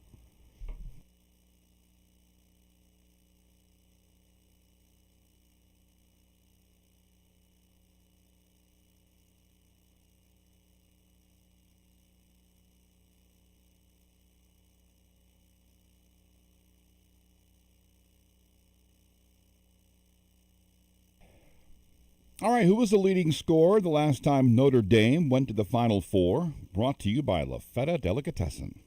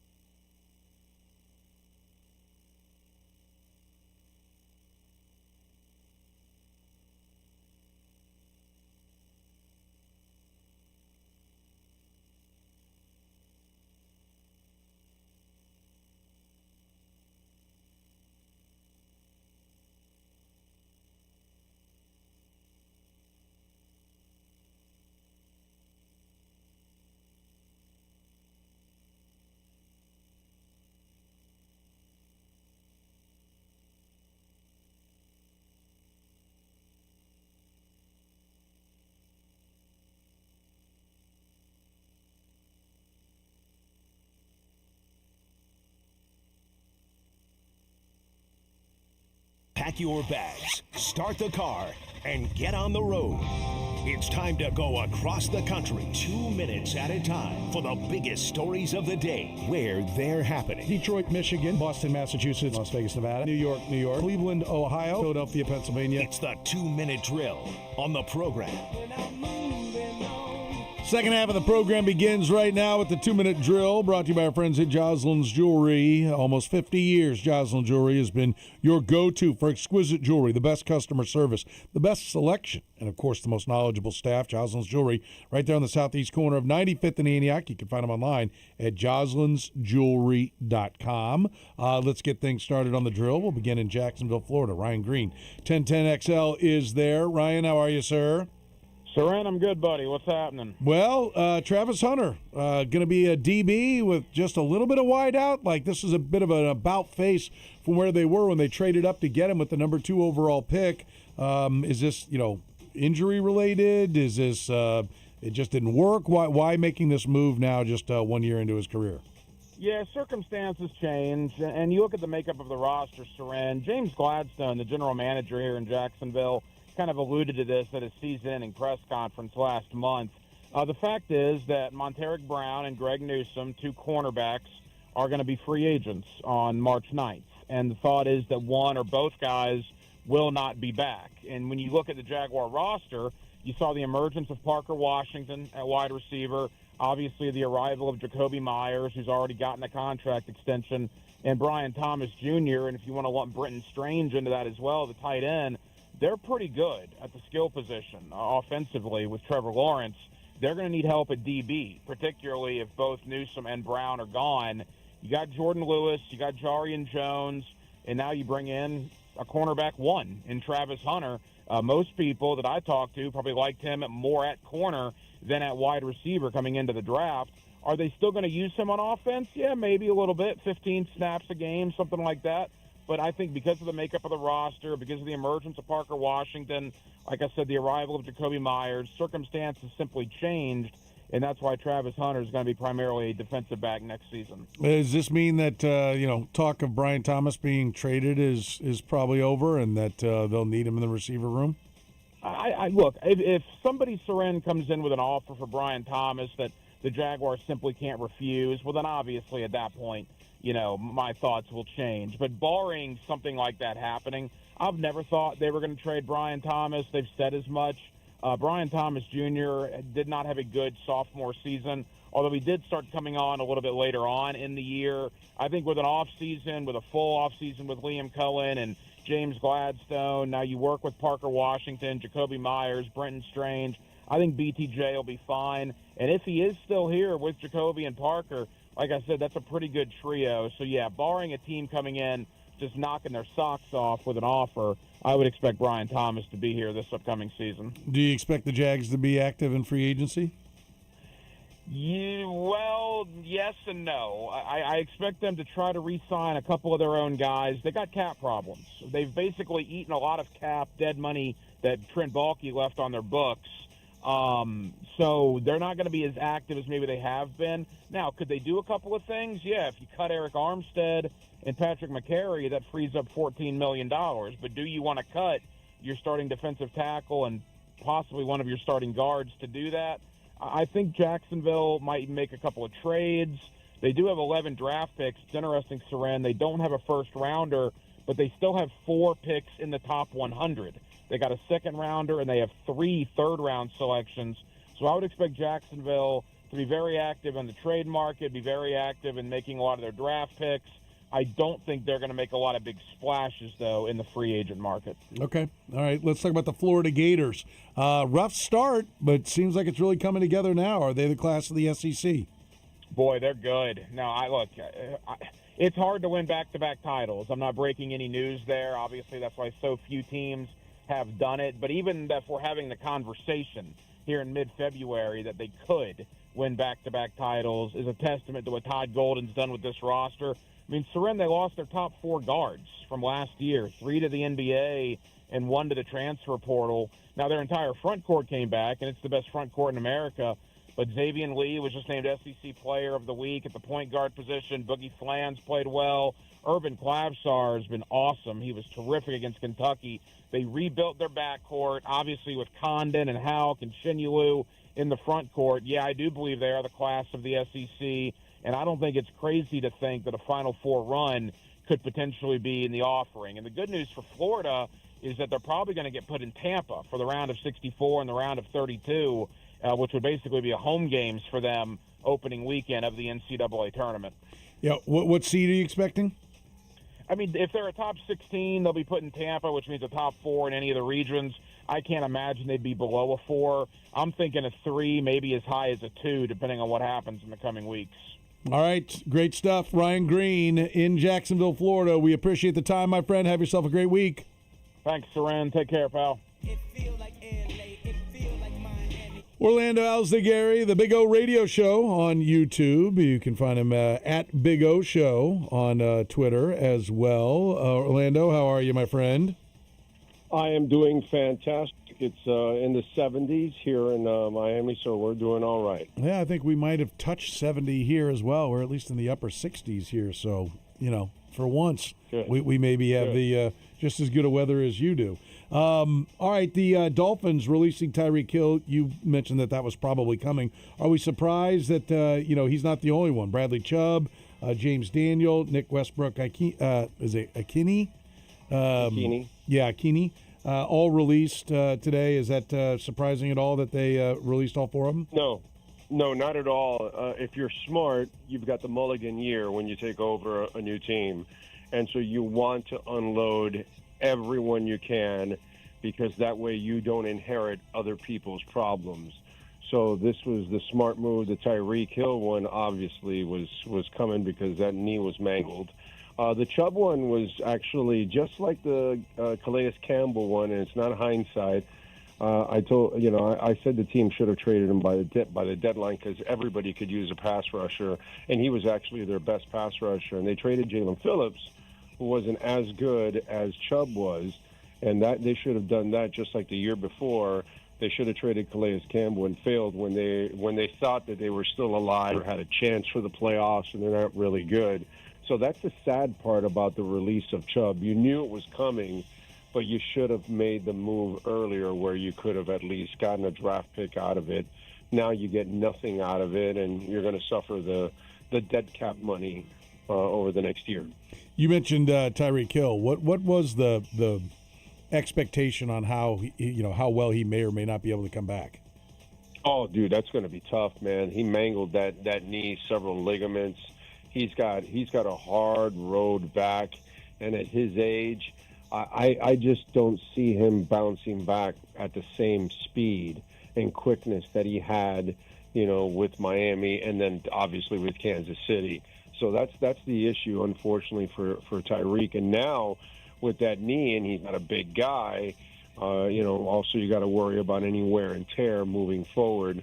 As you know, and most everybody listening, when we're talking about receivers going into their 30s, that's just not a good combination. And with that kind of knee, who knows how much cartilage damage he had in that knee. So then all of a sudden, the itises start breaking out, the arthritis and tendonitis and all kinds of stuff that starts happening with those knees at that point. So, yeah, this is one where even if he comes back, it'll be at some kind of a very limited contract because he's not going to be able to ask much. He won't have that much leverage. Plus, he has a ton of off-the-field issues, as always, so you can't trust him even off the field. So this is one where he's kind of put himself in a difficult situation because it's harder to bounce back with character issues, and he certainly has that. What's the word on bringing so many guys from Green Bay to the coaching staff? That's usually kind of a no-no. You're not supposed to be just rating the staff that you came from, but he's brought 3 defensive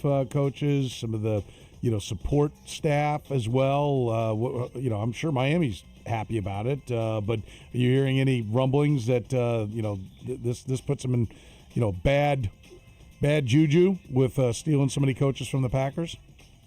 Well, listen, I'm old enough that I remember when I had just one old guy walking the sidelines every year for, a long, long time. And, you people out there in Kansas City are special. you don't have to worry about these kind of things. But I've been at this for years now, gentlemen and ladies out there. I've been watching one new coaching staff after another, and if there's something that I've learned about new coaching staffs and rookie head coaches is that their first staffs are usually their worst staffs because they just don't know anybody, and they're limited, and their Rolodex is not large enough, and they haven't been around long enough. So it's not like John Harbaugh has been around forever, and he's seen so many people coming through, and then his time that he can go out and reach, and so can Mike Vrabel and all that kind of stuff. This is not the case. They're all newbies, so they're going to go with what they know. They're going to go with the devil they know instead of the devil they don't know. So I totally understand that. The last time this happened was Joe Philbin, and Joe Philbin was not allowed to take anybody from the Green Bay staff. This time it's kind of changed. He took a couple. Brian Flores was able to bring 3 guys, and they were gone eventually. But then again, I mean, it's hard to work with Brian Flores no matter where you're at. So that's a whole other issue. But that's part of this game. When new coaches, I've seen it with Philbin, I've seen it with Cam Cameron, I've seen it with all these first-time coaches, Adam Gase, that we've had here over the years. That's kind of the way it goes. Their first staff is kind of a mishmash staff that gets put together because they just don't have enough people. They don't know enough people around the business. The front office for the Dolphins helped Brian Flores get their offensive coordinator to get their start because they already had him here during the Dave Wanstead years. So that's why he was able to come in the first year. Things like that happen. First-year coaches really struggle to put staff. So I'm not surprised if they're able to extract people from where they know because that gives them a comfort zone. What is it, 109 points, I think, in the career of Kashad Johnson? Who is Kashad Johnson, and how did he end up being the winner of the slam dunk contest? By the way, he's a fantastic kid. He's got a great personality. Every time he plays off the bench, he plays with a ton of energy. And obviously, you guys saw it. He's a great athlete. Now, is he a great basketball player? That he hasn't turned into, but that doesn't matter anymore, for the dunk contest. It's not like, when I was growing up that I was watching Michael Jordan battle Dominique Wilkins, or I was watching Dr. J against Larry Nance and stuff like that. It's completely changed the dunk contest now. It's not the stars anymore that are doing it. The stars refuse to do it, so they've got to get the McClungs of the world and the Kashad Johnsons, the guys that are fringe players on teams, and they're on G leagues or whatever it's called nowadays. All that kind of stuff. So that's kind of what it is, unfortunately, in the dunk contest, that it's turned to that. And Kashad's a great kid, man. And as you guys saw it, his personality was electric. So it's really cool. I'm happy for him because these are things that they can hang on to because you're a fringe player in the league as it is. I don't know if he'll develop into anything. Lord knows he's got a lot of talent, but you all know out there's plenty of athletes that are great athletes, but they don't know how to refine it to become a great football player or a basketball player or a baseball player or something like that. And that's where Kashad Johnson is kind of in the point of his career, where does he cross over to mixing from athlete into a great basketball player or a good basketball player or a good role player. The Miami Marlins, 72.5, it looks like, is the win total. Is there any reason for optimism with the Marlins this year? They didn't spend any money. It's the same team, and they're hoping. They're trying to do what the Marlins did in 2003, what the KC Royals did a few years back, where they're trying to amass as many picks as possible. They'll trade Sandy Alcantara sometime this year if he's in a groove. Last year he wasn't healthy enough, so he wasn't really bringing in the kind of offers. Once he gets back to being kind of an ace, if he does, then they'll move him for a whole bunch of picks. And that's what they're trying to do. They're trying to amass picks and draft as many young players and then bring as many of those young players up. And they hope that they catch lightning in a bottle where a whole bunch of young guys have really good years, and that catapults them. It's the same thing that Tampa and the A's do. It's Moneyball without the money. That's the problem. Those teams, yeah, sometimes they do have some success, but they never really end up winning. And that's where the Bostons of the world and the Cubs said, all right, let me get the Moneyball thing and add money to it. And then it's actually changed. And so Miami's just trying to do the same thing, catch lightning in a bottle and hope it happens for them. I wouldn't count on that, man. I really wouldn't. I would count on them to struggle once again, because now all those young guys are on tape and they've got a whole year on it, and now you brought back the same bunch. This is the majors. They'll figure you out quickly. Orlando Alzagari, the Big O Radio Show there in Miami, Florida. Great stuff, Orlando. We appreciate it. Have yourself a great week, my friend. Got it, guys. Be good out there. Because of Munch Bishop, NEO Sports Insiders in Cleveland, Ohio. Munch, how are you, sir? I am superb. Welcome to Monday, my friend. A powerful new week. Yes, absolutely. Is it a powerful combination to have Donovan Mitchell and Harden in the same backcourt? You know, right now it seems to be, and I'll tell you what has impressed me more than anything else, Harden dishing the basketball, Harden going to the boards. Here's what's interesting. I have always said, I understand it was a core four guy, but Garland is on the bench more than he is on the court, and actually he had the second worst plus-minus rating on the team after DeAndre Hunter, who also was sent packing. So it wasn't so much I like Darius Garland. When he's healthy and he can play, he's healthy and he can play. Still a liability on defense. However, I have always said, three quote-unquote major players I would never have on my team are James Harden, Kevin Durant, and Joel Embiid. Now, Harden on the 16th of January wrote a letter to the LA Times or one of the publications out there saying how happy he was to be home and how much he enjoyed playing there, and bang, less than 2 weeks later, he said he wants to be gone. So, that's a problem. That's problematic. So let's see how the team goes down the stretch. Is he one of the best players of all time? In the regular season, he certainly is. And since I'm in Cleveland and have Eastern European roots, I'll say in the postseason, going all the way back to Oklahoma City, he folds like an accordion. Some guys playing the polka here on the north coast of America.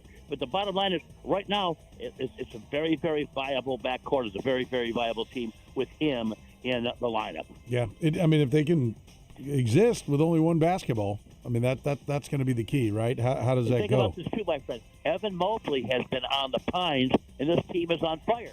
Evan Mobley, Defensive Player of the Year. Evan Mobley, one of the better young players in the league, too, today.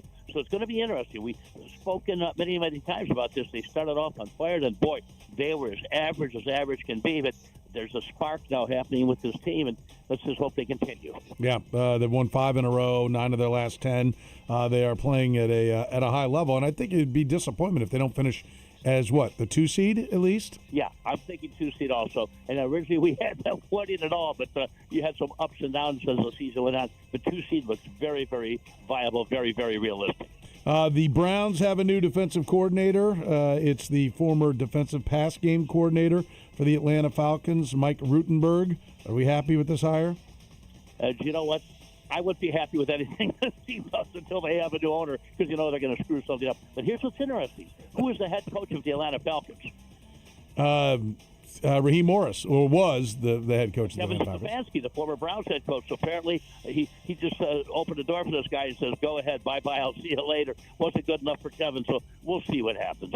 Yeah. Anything, you thinking a big offseason, big moves in free agency for the Browns, or no? Well, you know what? I'm hearing some offensive linemen. Here's the bottom line, though. And we talk about quarterbacks. Number one, everybody has Shadir Sanders walking across Lake Erie to Canada. Actually, I could do that because the lake is frozen, okay? But number two, he was the 49th ranked quarterback in the league. There's only 32 teams. We know that. He threw more interceptions than touchdowns. I don't know what kind of magic wand they're going to wave there. But also, this team needs not 1, not 2, but 5 offensive linemen, especially if Petro retires. They need a number 1 receiver. And what can you say? That's an awful lot. Actually, they could probably use a number 2 or 3 receiver, too. So there's a lot to do there. So they're going to have to do something in the offseason other than the draft. And if I'm them drafting, you got to go offensive lineman. But you know what? Odds are they will do that, because we'll see what Andrew Berry's laptop tells him to take. Let's talk about what's going on with, the latest on the case with Classe, where, apparently he got a text basically saying hit the rooster first pitch, like that. This was apparently going on for quite a while, including the playoffs. Yeah. That he may have been. So here's one thing to note too, is that I knew for the longest time that Emmanuel Clase was into the cockfighting in the Dominican. It's a legal sport. They're brutal, as you can say, but boy, just disgusting. But he was into that in a big, big way. But I was even talking to the wife the other day, and some of the pictures they're showing, I remember them vividly saying, it's good to waste a pitch on an 0-2 count. And I've never seen this guy throw balls 2 feet in the dirt in front of home plate before, because that's dangerous. That means you have no control over about wasting a pitch. There's no doubt in my mind that he's been doing this. Even if he would get cleared through some miraculous reason, I guarantee you the team doesn't want him around. That includes the players especially. They rallied without him being there. I mean, come on, 15 and a half games back against the mighty Tigers, and they came back to win the Central. No, he's persona non grata. And I don't know how possibly, you've been seeing all the evidence, too, that he could be cleared. Yeah, they did have a great finish, but getting no love, 79.5 wins. I mean, is anybody ever going to, give credit to this team and expect them to, do you expect them to do what they did again last year? Maybe not necessarily the way they did it with the, like you said, closing that hard at the end, but 79.5 wins is not a big expectation for them. I have them winning at least 10, 12 games, more than that. They have 6 starting pitchers, the starting pitching staff. Again, barring injuries, you don't know what's going to happen there. They've added arms to relievers. I know Manzardo has bulked up. He had a great year last year. So when you talk offense, you just can't talk Juan Ramirez. And the Guardians, they must know something about baseball, Soren, because in the last 10 years, they are the 4th best team with the winning percentage behind who? Dodgers, Astros, and Yankees. That's saying something when you put it that way. And I was told by Stephen Vogt that he's counting on a couple of these kids to contribute in a big, big way. Who are the kids? DeLauder, Valera, C.J. Capus. Okay. All right. We'll see. They always seem to be able to just replace whoever they need to replace and keep on winning. So I wouldn't. Something, my friend, and people still, all they do is complain about them because the owners are cheap. I guess wins don't mean anything to the rabble. Yeah, I guess not. They always mean something to us. You always mean something to us. Munch Bishop in Cleveland, Ohio. Great stuff as always, buddy. We appreciate it. Have yourself a great week. And again, Casey's lucky to have you around, my friend. Take care. And Jake Query, 107.5 The Fan in Indianapolis, Indiana's next. Jake, how are you, sir? I'm well, sir, and you? Doing well, doing well. We'll get to the basketball in a minute. Let's start with football. The Colts kind of made an all-in move for Sauce Gardner during the year. Everything looked like it was going great, and then quarterback gets hurt. It all falls apart. Now sitting with no first-round pick, do people still do they still like that deal now that they're feeling the pain part of it? Well, I thought at the time it was a high price to pay, and, Sauce Gardner, not taking that away from the equation, regardless of his talent. When you're giving up 2 first-rounders, that's a heavy price to pay. Then you throw in the fact that Daniel Jones has the Achilles injury. He is obviously a free agent. Now, it seems to be a fait accompli and a foregone conclusion, redundant there, that the Colts will re-sign him. But if they don't, then you're back to the drawing board, and you don't have an answer at that position. So I think now people are starting to think to themselves, you better hope Daniel Jones re-signs, and you better hope that he's able to recapture the form he had in the first 10 weeks of the year. If that's the case, then I think you say, okay, this turned out to still be an okay move. But a lot of balls dancing around in that hopper, and we'll see which one comes up, which ping pong ball comes up. I do think Daniel Jones will return as a Colt. Whether he is available to go at 100% at the outset of the season coming off an Achilles injury remains to be seen. But I think that's what their game plan is right now and what the forecast looks like. I think we saw in the Super Bowl again, like 3 of the final 4 teams had quarterbacks that were in the cheaper range. The champion had a $13 million quarterback. I mean, that's been the formula for a long time. Patrick Mahomes had been bucking that trend. But, first contract guys or lower priced quarterbacks, in the case of Sam Darnold, have kind of been the way to go if you don't have Patrick Mahomes. So what's the number for Daniel Jones? Does it stay at a price that they can continue to put a lot of talent around him? Really good question, and I do think that they were prepared for that number to be somewhere in the 25 to 30 range. Now, does that change because of the Achilles? Probably a little bit. You would think that the suitors for Jones are fewer. I do think that Minnesota's an interesting team there. But nonetheless, I think probably what you're looking at is somewhere in the 18 to 25 range annually for probably a 3-year deal as opposed to maybe a 4-year deal. The other thing that comes into play is Alec Pierce, their wide receiver. The Colts don't typically use the franchise tag a lot, but Alec Pierce going into free agency, he really evolved for them. He clearly is their number 1 receiver, and they may have to tag him. So if they tag Pierce, then that means that they are comfortable with the fact that they're going to be able to get Jones at the number they want. Otherwise, they may have to franchise tag Jones if they thought someone else was going to come after him. But and that would be a $42 million 1-year tag. That's an awful, obviously that's more than what his value is. But you're right about the fact that now, copycat league, having a competent quarterback play and then building balance around, and notably having an aggressive front four, was a formula that worked for Seattle. The Colts have tried relentlessly to get some sort of the pass rush going defensively, and they have yet to hit on that. So that does change things. But I think 18 to 25 for a 3-year deal is probably realistic for Jones. Okay, let's talk about the Indiana Pacers. $100,000 fine for violating player participation policy. Basically conduct detrimental to the league. They were benching starters in an effort to tank. At least that's the accusation. To which I say, bravo, money well spent. What's the reaction in Indianapolis? The reaction in Indianapolis is simple, and that is, why the Pacers and the Jazz? You're coming after Indiana, really? They're 9-9 in their last 18 games. If they're trying to tank, they suck at it because they're 9-9 in their last 18, and you gave them that fine after they went out to New York and swept on the road New York and Brooklyn. Brooklyn, who they're competing with for one of those 4 picks. Look, reality is this. The Pacers made a trade. They traded away their first-round pick this year unless it's in the top 4. So, yes, no question about the fact that it's in the Pacers' best interest to end up with a top 4 pick. And are they resting players or doing load management like Pascal Siakam in a fashion that assists in that? Probably. But it's not habitual. And I just think it's one of those things that it's kind of like going out on I-70 right now and pulling over everybody that's going 73 miles an hour and giving them a ticket. That's not to say that you're not breaking the law, but every other car is doing the same thing. And I think that's the general consensus among Pacer fans is, look, pick your battles here, right? This is the franchise that lost a coin flip for Ralph Sampson, the franchise that lost a mysterious frozen envelope for Patrick Ewing.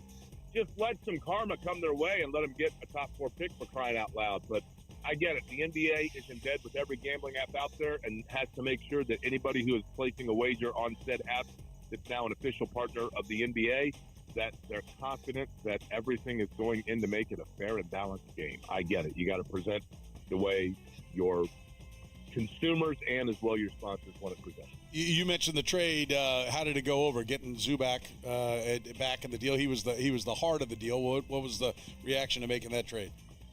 I think most people consider it a home run because the Pacers, when Miles Turner left, were very, they were left with a void at the center position, no question about it. Zubac is not only a very good player, but he's also one that comes with a pretty friendly contract. And realistically, what you gave up for him, Ben Mathurin and Isaiah Jackson coming off an Achilles injury, so he wasn't totally the same player.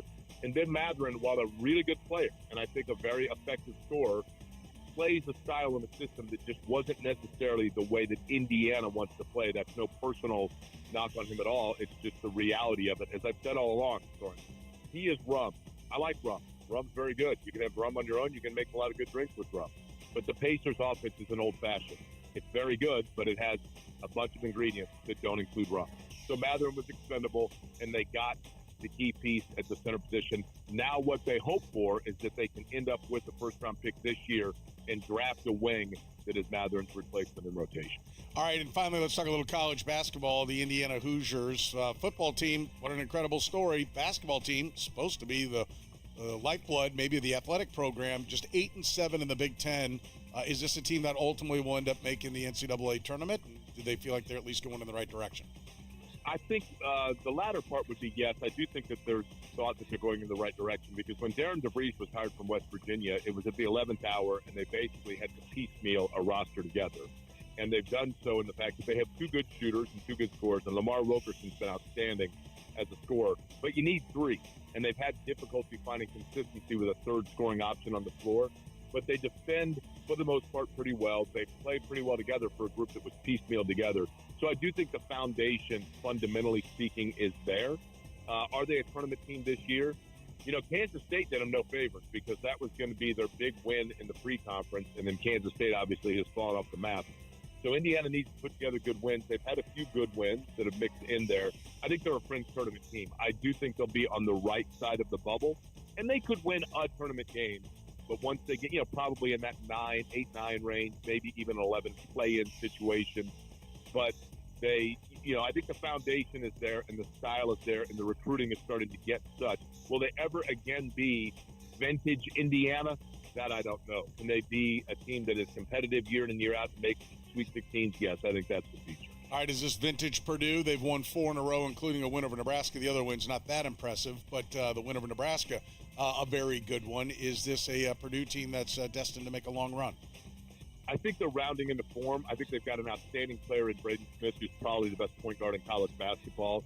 And Oscar Cluff gives them a presence from the transfer portal in the, at the 5 spot. But Trey Kaufman-Wren, who has been a dynamic player, I think just kind of had to learn again how to play with that sort of a lumbering piece in the middle that takes up some of his operating area. And that was a learning curve for them. Bottom line is this.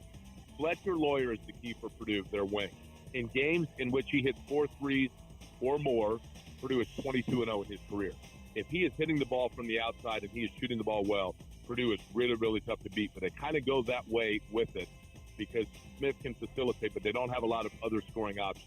I still think they're a deep tournament team, an Elite 8 level. Anything beyond that would be gravy, but I think it would not be at all a surprise to see them playing deep into the second weekend. Jake Query in Indianapolis. Great stuff as always. We appreciate it. Have yourself a great week, my friend.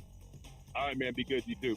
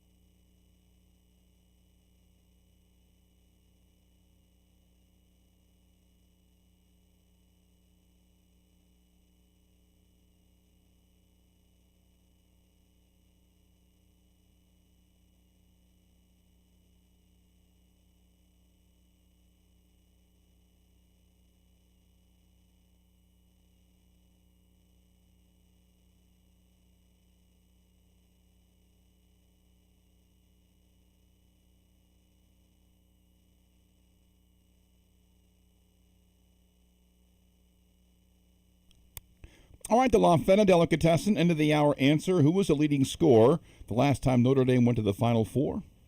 It's the only time Notre Dame went to the Final Four. Austin Carr? 1978. 78. His dad was a quarterback for the Broncos Oh. in the 1960s. In fact, his number was retired by the Broncos, and Peyton Manning had to ask them to give it back to him. Kelly Tripucka. Oh, wow. Okay. His dad, I Frank should've got that. Tripucka, was a legendary Bronco. I Number 18. should have gotten that. He's 67 today. That's terrible. That is terrible. Awful. Awful. Terrible. I tell you, awful. Terrible. I was just over at Lafayette the other day, Lafayette Italian Delicatessen. Great spot. Go get you some sandwiches on your way home. You just got somebody shot you a picture. They picked up a couple. They did. Gary sent me a shot. He says, one for today, one for tomorrow. Got the Beach Boy and the Boss. There you go. That's I like the way Well played, he thinks. Gary. I like the way he thinks. Well done. Everything made fresh. The freshest, best tasting sandwich you're going to find anywhere. It's at Lafayette Delicatessen. Go see Adam and his great staff. Local owned and operated. Voted the number 2 new restaurant in Kansas City by the Kansas City Star. We go to Surprise, Arizona to talk some Royals baseball. Jack Johnson is there. Jack, how are you? I'm doing great, and if you hear any loud cheers from my end, it's because Oregon State and Michigan are currently in extra innings, and there's a lot of Oregon State fans, and they're going to have a chance to walk it off here pretty soon. Yeah, always is. Oregon State makes their early home there in Surprise, so there's always a lot of beavers running around, you know? Oh, yeah. Yeah, there's tons of them. They're up here on the berm. They're just running around everywhere here in the concourse, and they stand out, too. I mean, the bright orange, it looks good, though. It looks good. Yeah, they stand out, that's for sure. All right, Jack, let's talk a little bit about these Kansas City Royals. Who looks good? You've been there 5 minutes. Come on, who looks good? Oh, I knew you were going to ask me something like that. Well, I can tell you that the starters look good. They were over on one field altogether. Michael, Vinny, Bobby, and Salvi. They had a chance to face Alex Lang early. That's probably where I can start in somebody that didn't look good. They all walked in the first go-around for BP, his live bullpen session. I'm hoping for better outings for him, but I was over there hoping to see some good at-bats, and quite frankly, not a lot of pitches were that close in that live BP. But the starters look pretty good. Ball 12. Yeah, it's exactly what it was. I guess that can show the patience, though, the top of the order has so far early on in camp. One of the guys that did stand out, though, that I thought looked pretty good in the couple of BP rounds that he had was Isaac Collins. I'm sure that's good for people to hear out there, the switch hitter coming over from Milwaukee. He was able to put together some really good at-bats against guys like Noah Cameron out there. Ryan Berger threw another live BP as well. And swing looks good, looks very poised, controlled as much as you can in a live session here in spring training. But I would say that he stood out to me on day one. Okay. Do they have the depth that they need? I know they've addressed some outfielders, but overall, what do you think of the depth of the team? I'm a little bit in the in-between right now when it comes to the depth of this group. We just know that Matt Quatraro is going to try to mix and match a lot of different lineups. He loves to go with a right-handed heavy lineup against lefties, and there's going to be some competition in spring. That's the exciting part about it, is there's multiple guys that have a chance to win a job coming out of camp. And every time you're down here, you're hoping to see some of that competition. You're hoping to evaluate some of the numbers that you can. But also, I would love to go into this season knowing what you're going to have from your bench players. And right now, I can't really say that I know a whole bunch about 3 or 4 spots on the bench for them, and if they are going to be productive contributors. Because last year, that was an issue, in my opinion. That was an issue when they tried to go with a right-handed heavy lineup, when they tried to be as versatile as they could. And I did ask J.J. Picola if he's good with the bench right now. No, we do. We've learned over the years how Q likes to manage a game, and we watch him prepare along with Paul Hoover and Vance Wilson, everything that goes in prior to the game. You can see how their minds think, and it helps you put a 13-man, I always say 13-man, but 13 position players together. Versatility is the key to that. Having right-handed, left-handed positionality, when you have that, that's very good. When you have a manager like Q, adding a switch hitter this year, I thought was big as well, because that's one less move he has to worry about. But we do feel good about our depth. We have guys also that may factor in more off the bench right now, but their roles are huge because they're going to play. Very rarely over the last 3 years has a guy gone more than 3 days without getting a bat, playing a game. And that's something that Q brought to us through his interview process and then through his actions in a game. It's very rare a guy doesn't get into a game somehow. So providing him with that roster is important.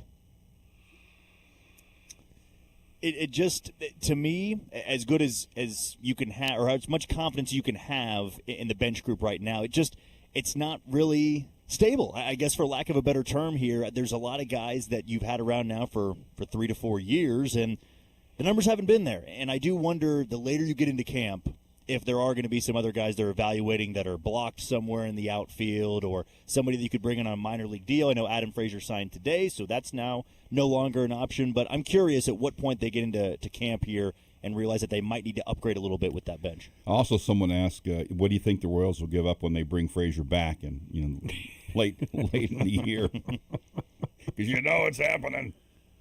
We all know it. We all know it's coming at some point. Yeah, they like him. He likes them.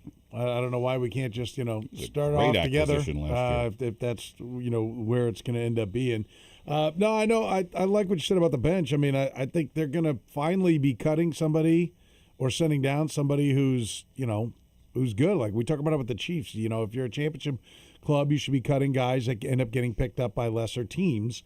And that hasn't been, whether it's a Michael Massey or, a Nick Lofton. There are guys that they have thought of highly, in this organization, and they're not going to have room for all of them, right? Carter Jensen, Jack Caglione, wherever it ends up being, like somebody that they have thought of highly is not going to make the roster. That should speak to the fact that their talent level is up. Absolutely. I mean, it's a good thing to have in camp when what you're worrying about is the depth of your team, the bench spots on your team, the guys you're looking to play maybe twice a week. And, the starters, it is more, I would say, of a top-heavy team when you got Bobby, Vinny, Salvi. Who am I missing out there? Bobby, Vinny, Salvi, and India.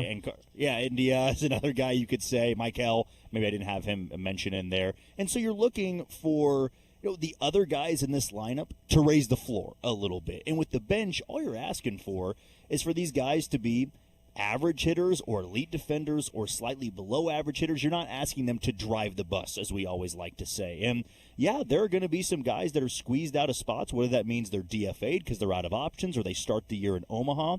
And, if you're looking for that right-handed heavy lineup, the options that you have in camp right now, you kind of know what they give you. And unless they do look totally different, if the numbers are incredible in spring training, I have to imagine that you're going to have to evaluate it a little bit harder than maybe you would have last year, because it's just another year that we know the numbers on these guys. We know what they are capable of doing, what they're not capable of doing.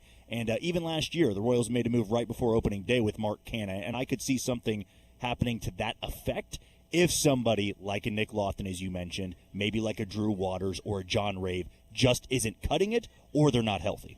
All right, let's take a quick break. We'll come back one more with Jack Johnson. He is live in Surprise, Arizona. Our spring training coverage brought to you. I almost said camp coverage. Our spring training coverage. That'll be before we know. Yeah, that will be. Brought to you by our friends at Roberts Robinson Chevrolet GMC. If you are in a market for a new vehicle, go see how they do business. They do it different. It's a relaxed, easy, no pressure when you go to Roberts Robinson. Mike Robinson and his team have years of experience, and it shows. Customers rave about the trade-in values, plus the bonus cash on eligible vehicles. They go above and beyond at Roberts Robinson.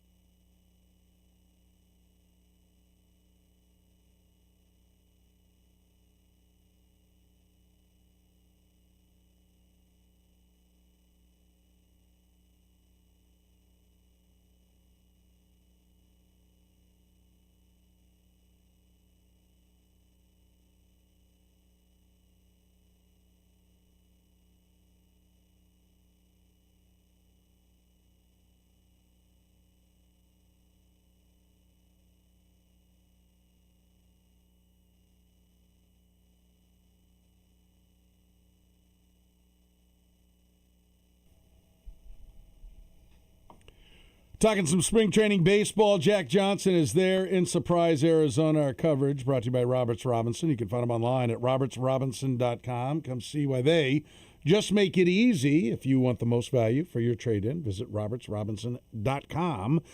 Jack, everybody there, or are we playing some shenanigans with visas? From what I could tell from when I first showed up, it appeared that everybody, all the guys you would recognize, were there. But Quatrero was asked if everyone was there to begin camp. Well, I mean, Alfaro still has his visa issue, but I think everybody else is here and ready to go. How about position players? All healthy? Any injuries that guys came in with? No, I think we're good. Got a couple of new guys on the staff this year, Marcus, Connor, and Mike. What have you gotten to know about them early on here in camp? They're good teachers. They're really good communicators. They're passionate about what they do, and they care about players. It's really what stands out.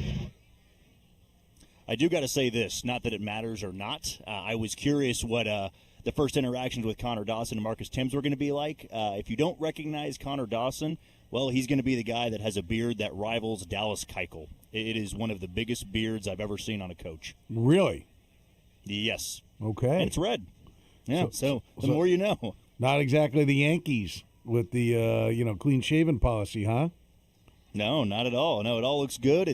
It's well kept like Dallas Keuchel, and I was wondering, when we're going to get a chance to talk with him. Not today, of course, but this coaching staff already got to work, and the best news that you heard from Q there was they're healthy, man, and I know that you still got a full spring training to go here, but usually at this time, every first interview that you have with Q on first full squad workouts, somebody's going through something, somebody's rehabbing, somebody's not able to start from the get-go, and that's not what we got yesterday. The only hang-up was Jorge Alfaro and his visa card.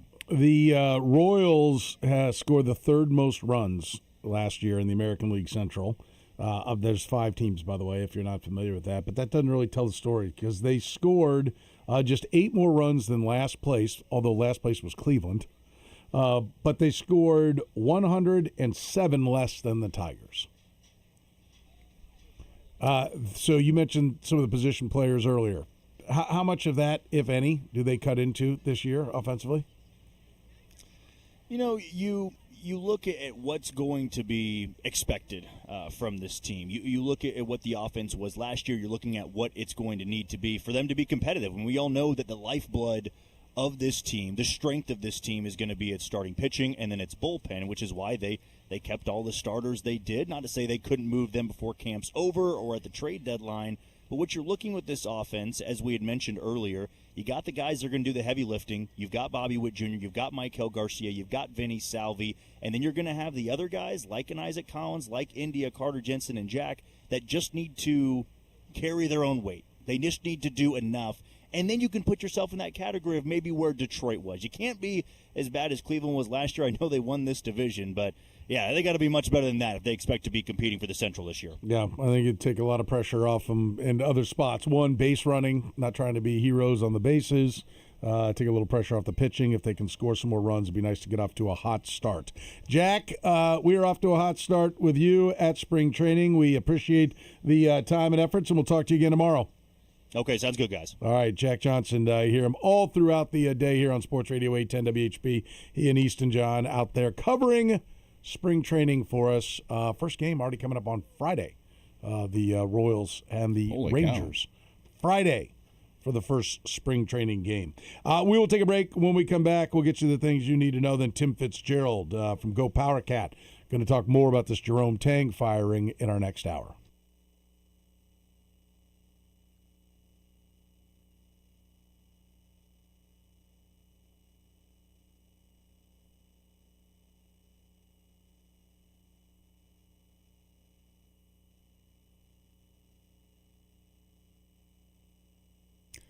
All right, Jeremiah Love scored 21 touchdowns this season, breaking the Notre Dame single-season record previously held by whom? Brought to you by La Feta Delicatessen.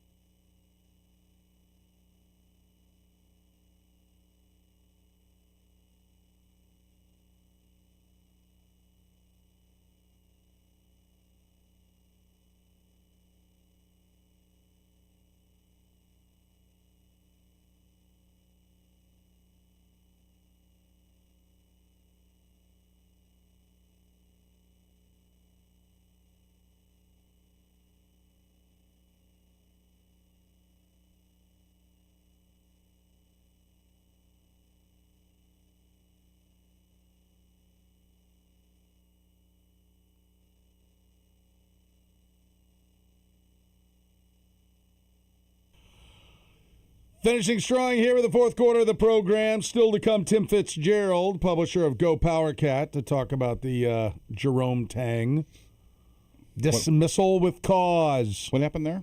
Apparently, not going to be coming in anymore. What? Yeah. So we will talk to Tim Fitzgerald coming up here in a minute. We'll set the scene for that by letting you hear much of what was said in the press conference last night. Gene Taylor at the mic, athletic director for the K-State Wildcats. Start with this. Asked why he made the move. Well, every year I kind of do evaluation of the year, and the last couple of years we just haven't been doing what we kind of expected to do after the Elite Eight, and so I kind of go through that in my brain, and thought this year we started out really well, and it's just last couple of years haven't gone where I thought we should have been going. No mention of cause. Nope. Your Honor, for my first piece of evidence, I'd like to submit the first answer given by Gene Taylor at the press conference announcing the firing of my client, where he makes no mention whatsoever of it being for cause. Yeah, and that wasn't an edited answer. That No. was the answer. Gene Taylor was then asked what was the tipping point. I don't want to get into it. There's language in his contract that addresses, certain things that could potentially bring embarrassment. Basically his comments about the student athletes and the negative reaction to those comments from a lot of sources, both nationally and locally, is where I thought we needed to make the decision. That was actually about what was cause. Yeah. They said they're firing him with cause. Now here's the point where he talked about where he came to the tipping point. Well, like I said, it just the combination of things and just that was when I just realized that what he said about the student athletes really concerned me. Combination of things. And then a pause where he realizes, oh, wait a minute, we're supposed to be firing him for cause. It can't be a combination of things. That's the first thing I thought when I heard that pause. There were a lot of answers where it just sounds like while he's talking, he's thinking about what he's going to say in every single answer. Because he is dealing with the legalities of things. All right, he was asked about his conversation, what that was like with Tang after the Cincinnati game. Asking him why, kind of, how'd you come up with that, and just it was a little, I wasn't there when he said it, so it was kind of the post event, and just was asking what he was thinking and get his take, and then just went from there. That was Cincy game was where he mentioned that the players didn't deserve to wear the uniform. That answer was a bit of a journey. So if that was it, you should know right away. Yeah. Right? So then Taylor was asked why Tang was allowed to coach Saturday if the comments after the Cincinnati game were the tipping point. Part of it was just where I was out of town and couldn't put all this together, and had to get with the president in order to make sure we were all on the same page. And by that time, while he was playing the game is when I was making the decision and talking to the president. You were making the decision, or you were talking to the president? Yes. I guess would be his answer there. I mean, that's where, I had a friend who's a K-Stater say, well, this feels to him, to my friend, more like this is the president, Linton's doings, and Gene Taylor is just the guy that has to go out and carry out the orders. I mean, maybe that would explain the timeline. Well, why didn't you fire him immediately? Well, I wasn't going to fire him. And then the president's like, no, we're going to fire him. He's got to go. Yeah. And it might also explain, if that was the case, it might explain why he's stumbling over some answers, because he's not really giving his answers. He's giving answers that were directed to him from somebody else, if that's the case. Yes. Big if if. that's the case. Big That's if. a big if. Yeah. There can't be a bigger if.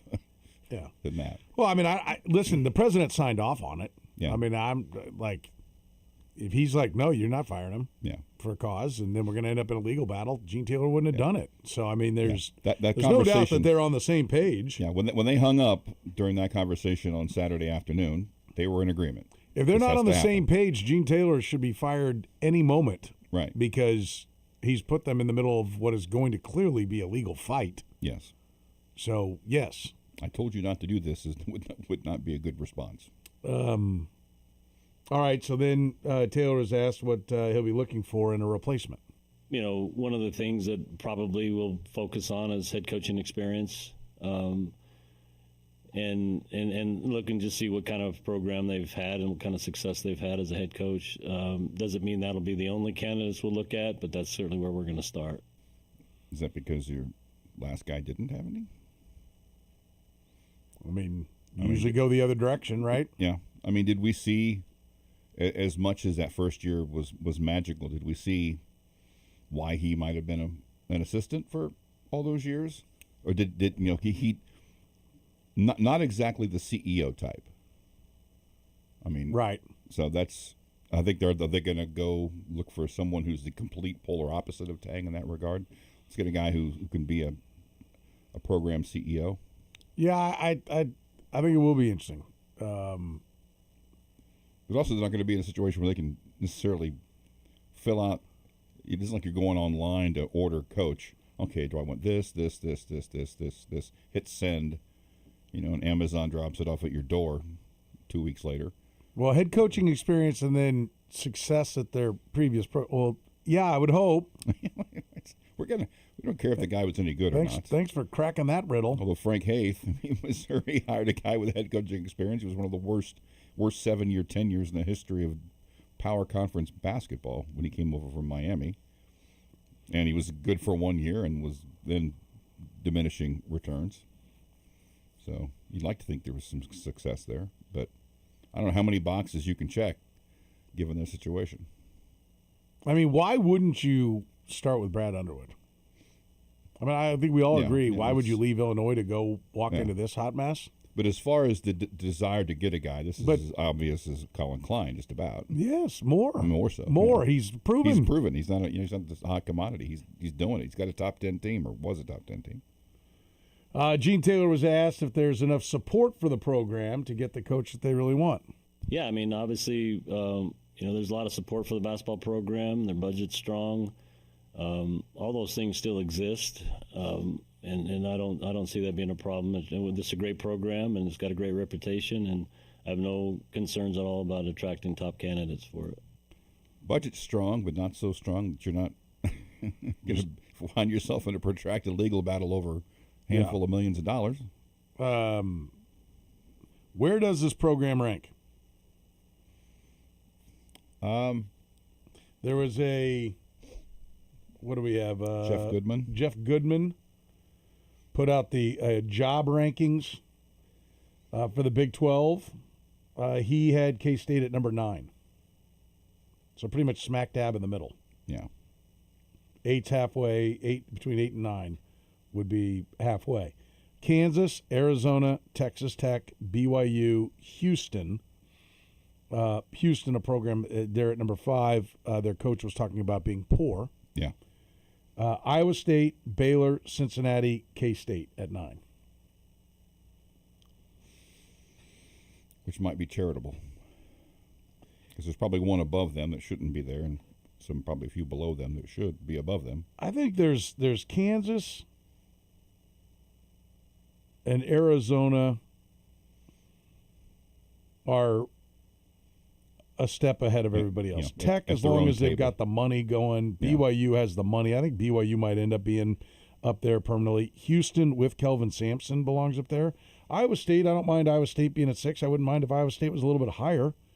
They've had success with multiple coaches. For 25 years. Yeah. And as of right now, they haven't lost their coach, so it seems to be a place that you'll stay.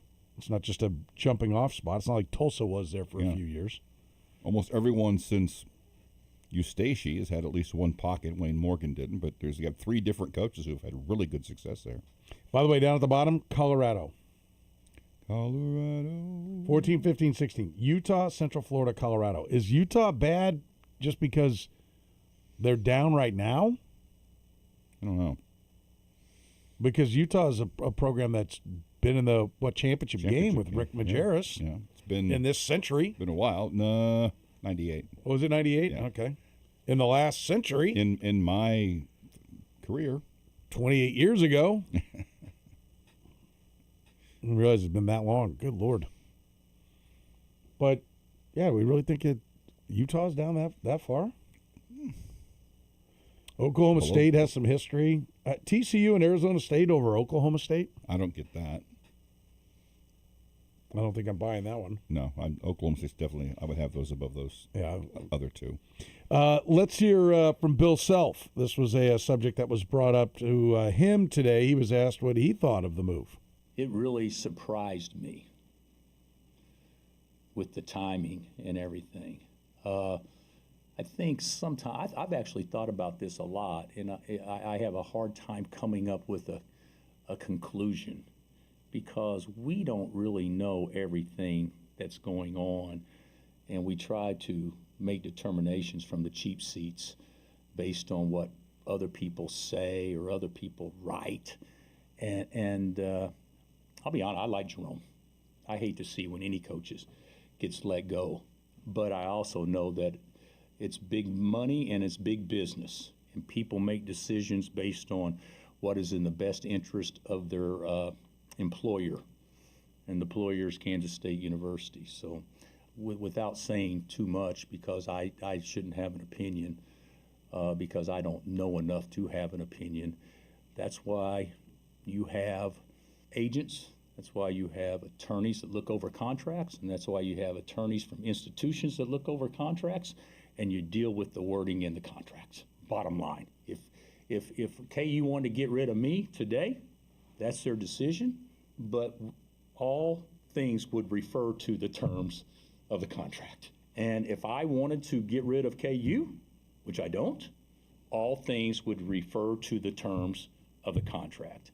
And I'm sure that's exactly what they're hashing out now, is how that contract is written. And from an outside looking in, I certainly hope fairness prevails. That's interesting. It is.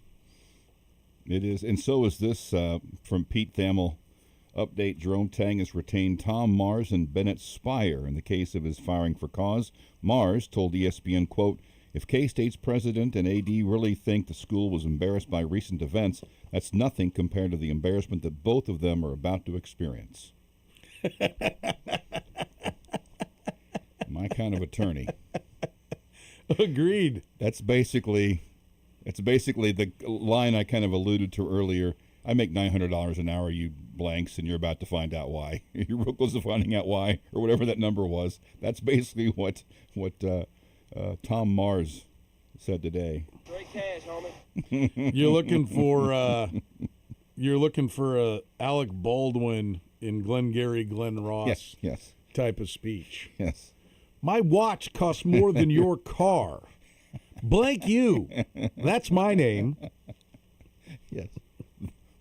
By far the best part of that movie. Yes. But classic. So have you seen that? Jerome Tang. Oh, all you got to do, you don't even need to see the whole movie. It's actually a play. Yeah. That they made into a movie. It's got a David Mamet play. All-star cast of old actors. Literally Hall of Fame. Actors. Yeah. Everyone in it is like top Hall of shelf. Fame. But all you need to do is Google Alec Baldwin scene Glengarry Glen Ross. It's about like 2.5 minutes. It was so good they turned it into a SNL skit when he was on there about North Pole. Yeah. Where he was the head elf. Yeah. So well. Although he always be cobbling. He ended up saying closing before he said cobbling. Cobbling, which made it even better. He got so into the part. But elf you. That's what he kept saying. Elf you, go play with your kids. Yes. So good. But Jerome Tang, he's not going out quietly. No. That's a statement. We're like, yeah. The statement to the Mercury that we read earlier. This one, I think you've underestimated the man when you make this statement. Where'd you send it, Kay? Was it? Which you sent one? it just? Oh yeah, you sent it just to me. We have the program. Yeah, that's where program business goes. I didn't want to. If you need a bog him burger, down. send it to me. Yeah. But I love this. But if we go to court, that $18 million would be tied up for quite a while. So do you go ahead and settle? That's something I don't know. You do now. Yes. You do now. The variables have all been filled in. You should have known. And if you didn't, shame on you. And you do know now. I love that statement. That's just fantastic. Sue everybody. That's right. I can't help you. That's right. The one that the gift that everybody's using is KGB from Rounders. Pay that man his money. Man, he's man. That's the one that certainly applies. So, all right, we'll take a break. Tim Fitzgerald applies. Publisher of Go PowerCat joins us next to talk about this little fiasco going on in Manhattan, Kansas. The program with Soren Petro. Good, yeah, embrace it. What else you going to do, man? Weekdays from 2 to 6 on Sports Radio 810 WHB. All right, go up and see my guys at Roberts Robinson. They are a friendly bunch with a relaxed atmosphere. It is a nice place to go and get yourself a vehicle. Trust me, all you got to do is look at their great reviews. People that actually care with a great reputation and that gives you top dollar on your trade. Listen, Roberts Robinson Chevrolet GMC, Mike Robinson and his staff are absolutely outstanding. Years of experience, and it shows. Like I said, check out the customer reviews. People rave about the trade-in values, the bonus cash on eligible vehicles. They go above and beyond. Trust me. I'll give you an example. Like when it comes to the wonderful service department with their top-notch technicians, Robbie Brooks and his team are absolutely fantastic, and they'll pick you up. That's what we needed. We needed an oil change for my daughter's car, so they came and picked it up. Did the oil change, we had a sensor problem, got that taken care of, and then brought it back. That is going above and beyond. It's what they always do. They make it effortless. They make it so easy. Right away, you notice the difference. They're not like a typical dealership. Very relaxed, genuine people, no high-pressure tactics. Look, they know if you get a great deal on a vehicle, you'll be back the next time. And why wouldn't you? You're going to love the vehicle you get, and you're going to get a great deal on it. Plus, they're not going to hassle you and give you the runaround. They hire only the best teammates. So whether it's, like I said, Robbie in service, Tim in sales, Jordan in finance, you're going to get straight answers, and you're going to get a great vehicle at a great price. So don't wait. Go to a dealership that takes real pride in what they do. If you want the most value for your trade-in, visit robertsrobinson.com and see why they just make it easy.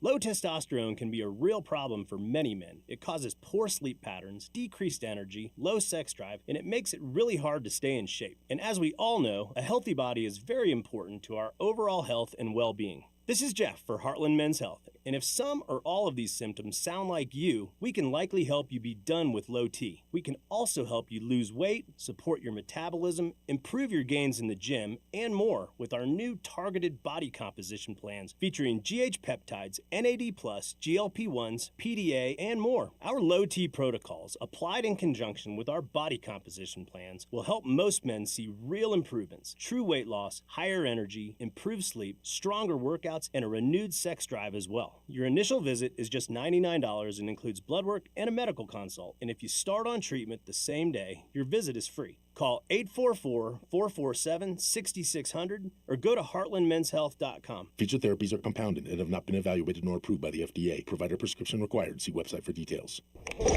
Advent Health welcomes the Casey Golf Show February 27th through March 1st at the Overland Park Convention Center. Get front door bonuses like 5 Great Life golf rounds, Golf to Mules National, free balls, sim time with Bears Golf and Groove, and Birdie's Indoor Golf, and get an Advent Health Championship ticket all while they last. Saturday the 28th is Women's Day, presented by Elevated Home Team and Keller Williams Realty Partners. Test drive Callaway, Mizuno, Cleveland, and more with Golf MD. See the new RMI carts. Play the Edward Jones Straight Drive, Genesis of Kansas City Long Putt, and the Midwest Golf Innovation Simulator. Get lessons with Imperial Golf. Roll it with Extreme Green and Evolve putters. Relax in Yingling Flight.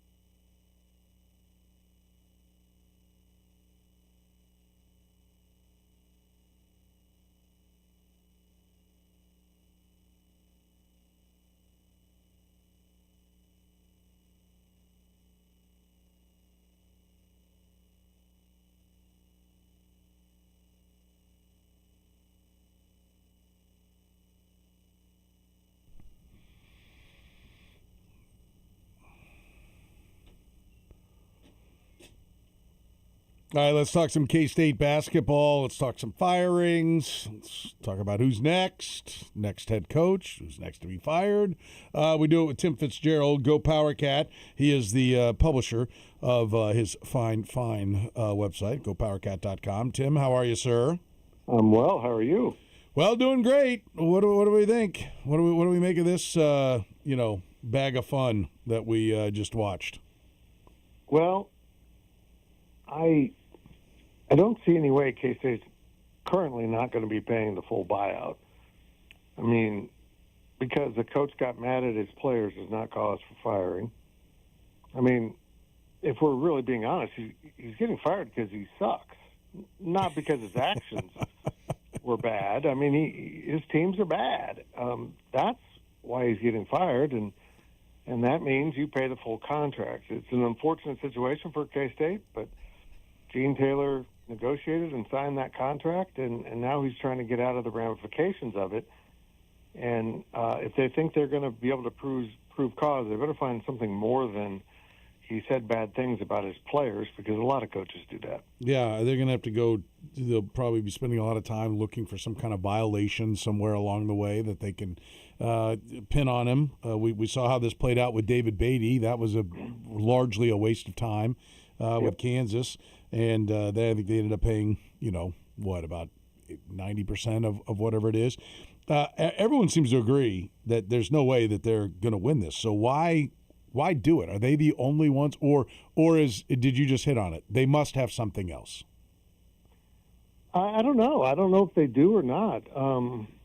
But they're foolish to think this is enough to fire him and not lose in court.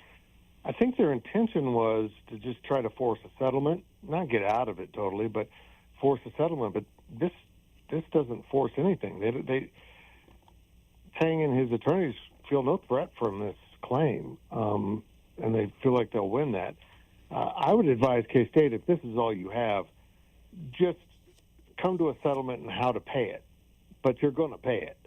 It may not be in one lump sum, but you're going to pay it at this pace. But we'll see how all that advances. And meanwhile, while he's dealing with that, Gene Taylor's got to hire a new coach. And people find that curious that he is going to be the one that hires the coach, because Tang was his hire and then his rehire with the extension.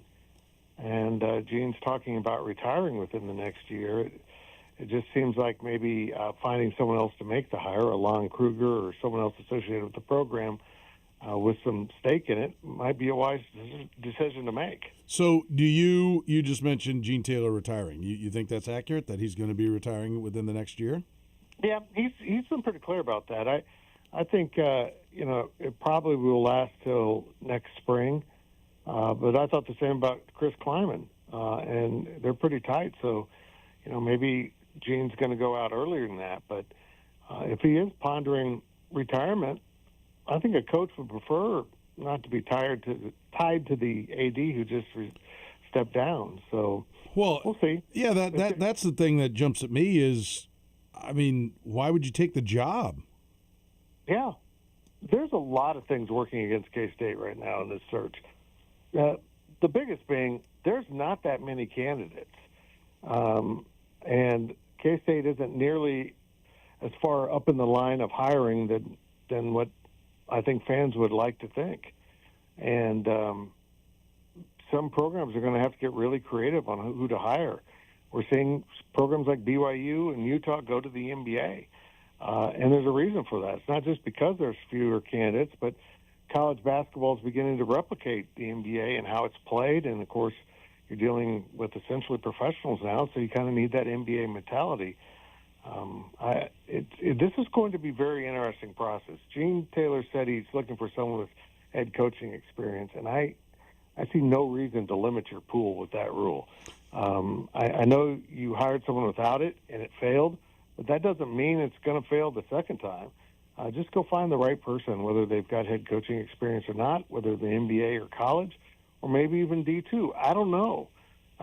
The game of basketball has changed dramatically at the college level, and some programs are thriving, and other ones are trying to figure out how the hell to compete in this new era. But the game is altered, and certainly some of the candidates you might have liked 5 years ago aren't the candidates you would like today because of the difference. Also, the problem isn't just wanting a guy with a head coaching experience, but he wants one who comes from a place where he's won. Well, who doesn't want an experienced head coach who comes from a winning program? Good luck. Why don't you throw in a couple national championships into that resume too? That he's won, and he's won about 3 national championships.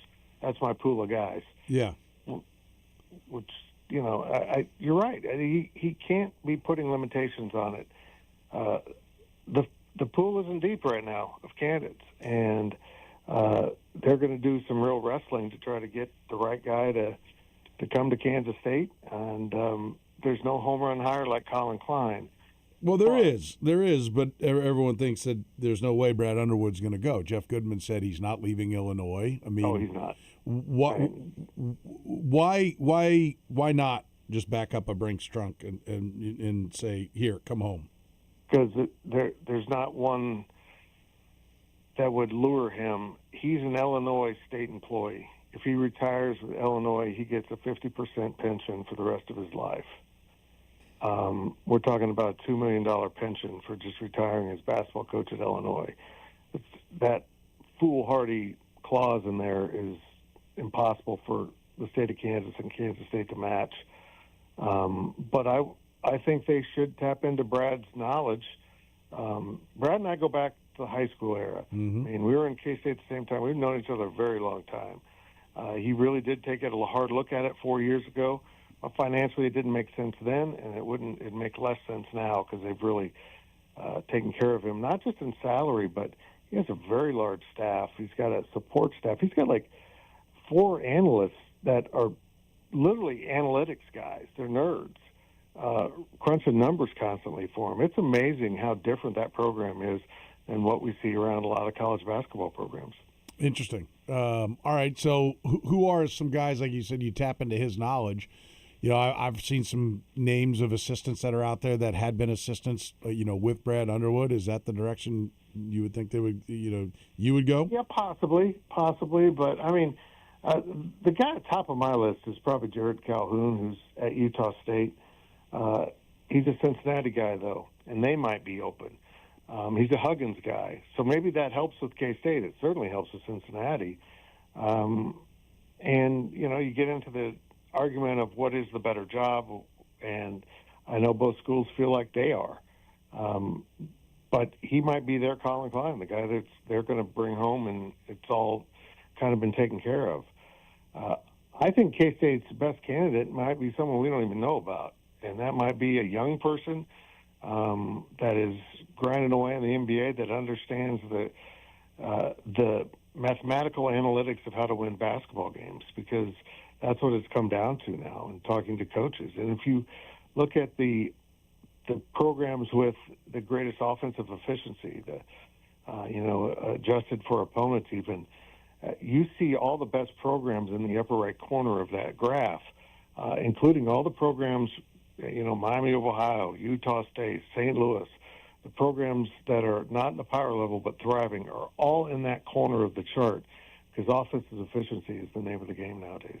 Yeah, that's interesting. Do you give it any chance that Gene Taylor's let go? There is that chance, yeah. I mean, I think someone reported that it was actually the president of the university who made the final call to let him go at this point, and I guess there is a chance of that. It would really put K-State in a precarious position in the hiring process, but I think there's also a younger person in the department that would probably be one of the leading candidates. So maybe it's an easy decision just to move on and move up. But we'll see how this all develops. But this is going to be a search that's going to take a little time, I think. If the president was, the reason for this happening, would he be out? No, I think he's pretty well insulated. We saw that with the controversy a couple of years ago with him kicking one of Coach Tang's players out of school. That he's got a solid foundation of support at the Board of Regents level, and then Carl Ice, one of the big donors, kind of handpicked President Linton. So, but I also know this, that he understands the importance of athletics, and so if he has to make an AD hire, I think he would do it with probably that in mind, that they have to remain good in sports. Yeah. When do you think it's really started coming off the rails with Jerome Tang? I think after he got the new contract, they just gave up recruiting high school players for the most part. I mean, their last high school player they recruited is David Castillo, and he's winding up his sophomore season. They went all in on the portal in a way that has been proven you can't really do year to year. At some point, you have to have consistency, and they've never had that. And part of that rant that got him fired was that all these guys would be gone next year.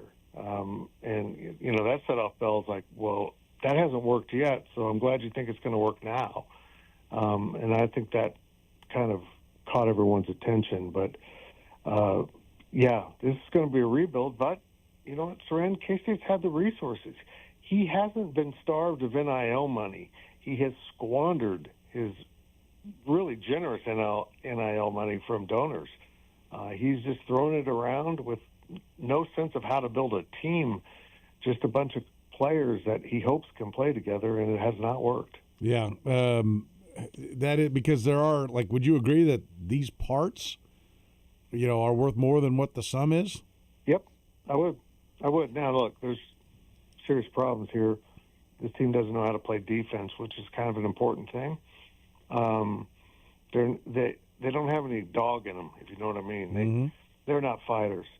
They are mercenaries that are not passionate about defending the fort. They're here because they're getting paid, and they're doing their job without the kind of passion you need to compete with. I haven't seen that one bit from this group. They play hard once in a while. They played improved basketball at times, but they're just not. They're not a team. They have no cohesion in what they're trying to do on either end of the floor. Yeah, no, it definitely feels that way. And how did he make it work the first year? What is the secret sauce that was there other than players that were inherited? But what was the secret sauce that year compared to all the others? Well, people say he really didn't inherit anything. Almost everyone left, except Marquise Noel, being remember, he was the backup point guard. He wasn't that good for Bruce Weber. why was that team good? Marquise Noel was an absolute lion in the locker room. He took over that team. He took complete ownership, and he was the one demanding a higher level of performance. And they hit a home run with Keontae Johnson. That could have been a situation where the kid gets to K-State, you expect him to play, and then medically he can't play. It worked out. He played, and he was outstanding, and he, too, was fully invested. This was before NIL just got crazy in the amounts of money guys were getting paid, and those two guys came in and played hard, and that team just had better pieces. And you stop and think about it, Naquan Tomlin, who's in the NBA with the Cavaliers, was the third best player on that team. So they also had players, and they just haven't matched that kind of talent or leadership ever since, and it's been a disaster. You know, Baylor's down too. Yeah. Is the Baylor, is that? Yes. It's one thing you can get a bunch of really good players when it's like, okay, we're going to get the same benefits wherever we go, and we like that faith is a big part of what this coach has to say. Now we find out that dollars trump faith. You know, yeah, there's some of that, and but also you can make the argument just the type of team you need to construct is a little bit different now.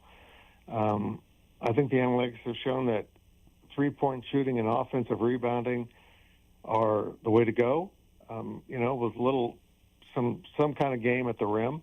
And defensively, Illinois has figured out that you need to play defense in a way where you're not gambling, so you're not getting steals, but you're not fouling. You're not giving them free points at the line. So I think the game has just changed enough where guys that have done it a different way can't wrap their minds around that it's not working now. And I think that's exactly what's happened to Scott Drew. Yeah, I mean, it is amazing how far that program has fallen at the same time that K-State is falling. I mean, it seems like that, whatever the game plan was back then, it ain't working now at either place. So, agree. Yeah. Did Tang pick the right staff? How much of the problem is his staff is not bringing anything to the table? Oh, it's a really thin staff. I mean, you look at what they have right now. They have and Coach Perry. This is his first assistant coaching job at this level. He came from the MoCan AAU circuit. Soren, that whole part of basketball is not as important as it was 5 years ago. In fact, it's not that important. You're going to go out and sign some guys, but you're not putting all the same resources into traveling around to watch AAU basketball all summer. It's silly. That's not where your players are going to be coming from. The elite ones you do that with, but, you just find the guys that are right for you, but it's not all about high school recruiting. And I'm going to be honest, Dream Dowling was the guy that was supposed to be his right-hand high school recruiter that was going to get it all done. None of us have a clue what he does because he can't coach. In fact, he sits at the end of the bench and waves a towel, and he gets paid $550,000, which is more than any assistant at the University of Kansas who know basketball. So, no, he has not surrounded himself with guys that advance his cause as a coach and fill in his weaknesses. There's almost been no sense that he can see his own weaknesses. And they did bring in Matthew Driscoll to help with the offense. And I think they've gotten away from the teaching of Matthew Driscoll's offense. And I'll be interested to see if that changes here over the last 6-7 games now that he's going to be the interim coach. Yeah, I agree. What do you expect? What kind of changes do you expect? From the new coach? Yeah, with just coming down the stretch, like, is anything going to be different, or is it just going to be more of the same?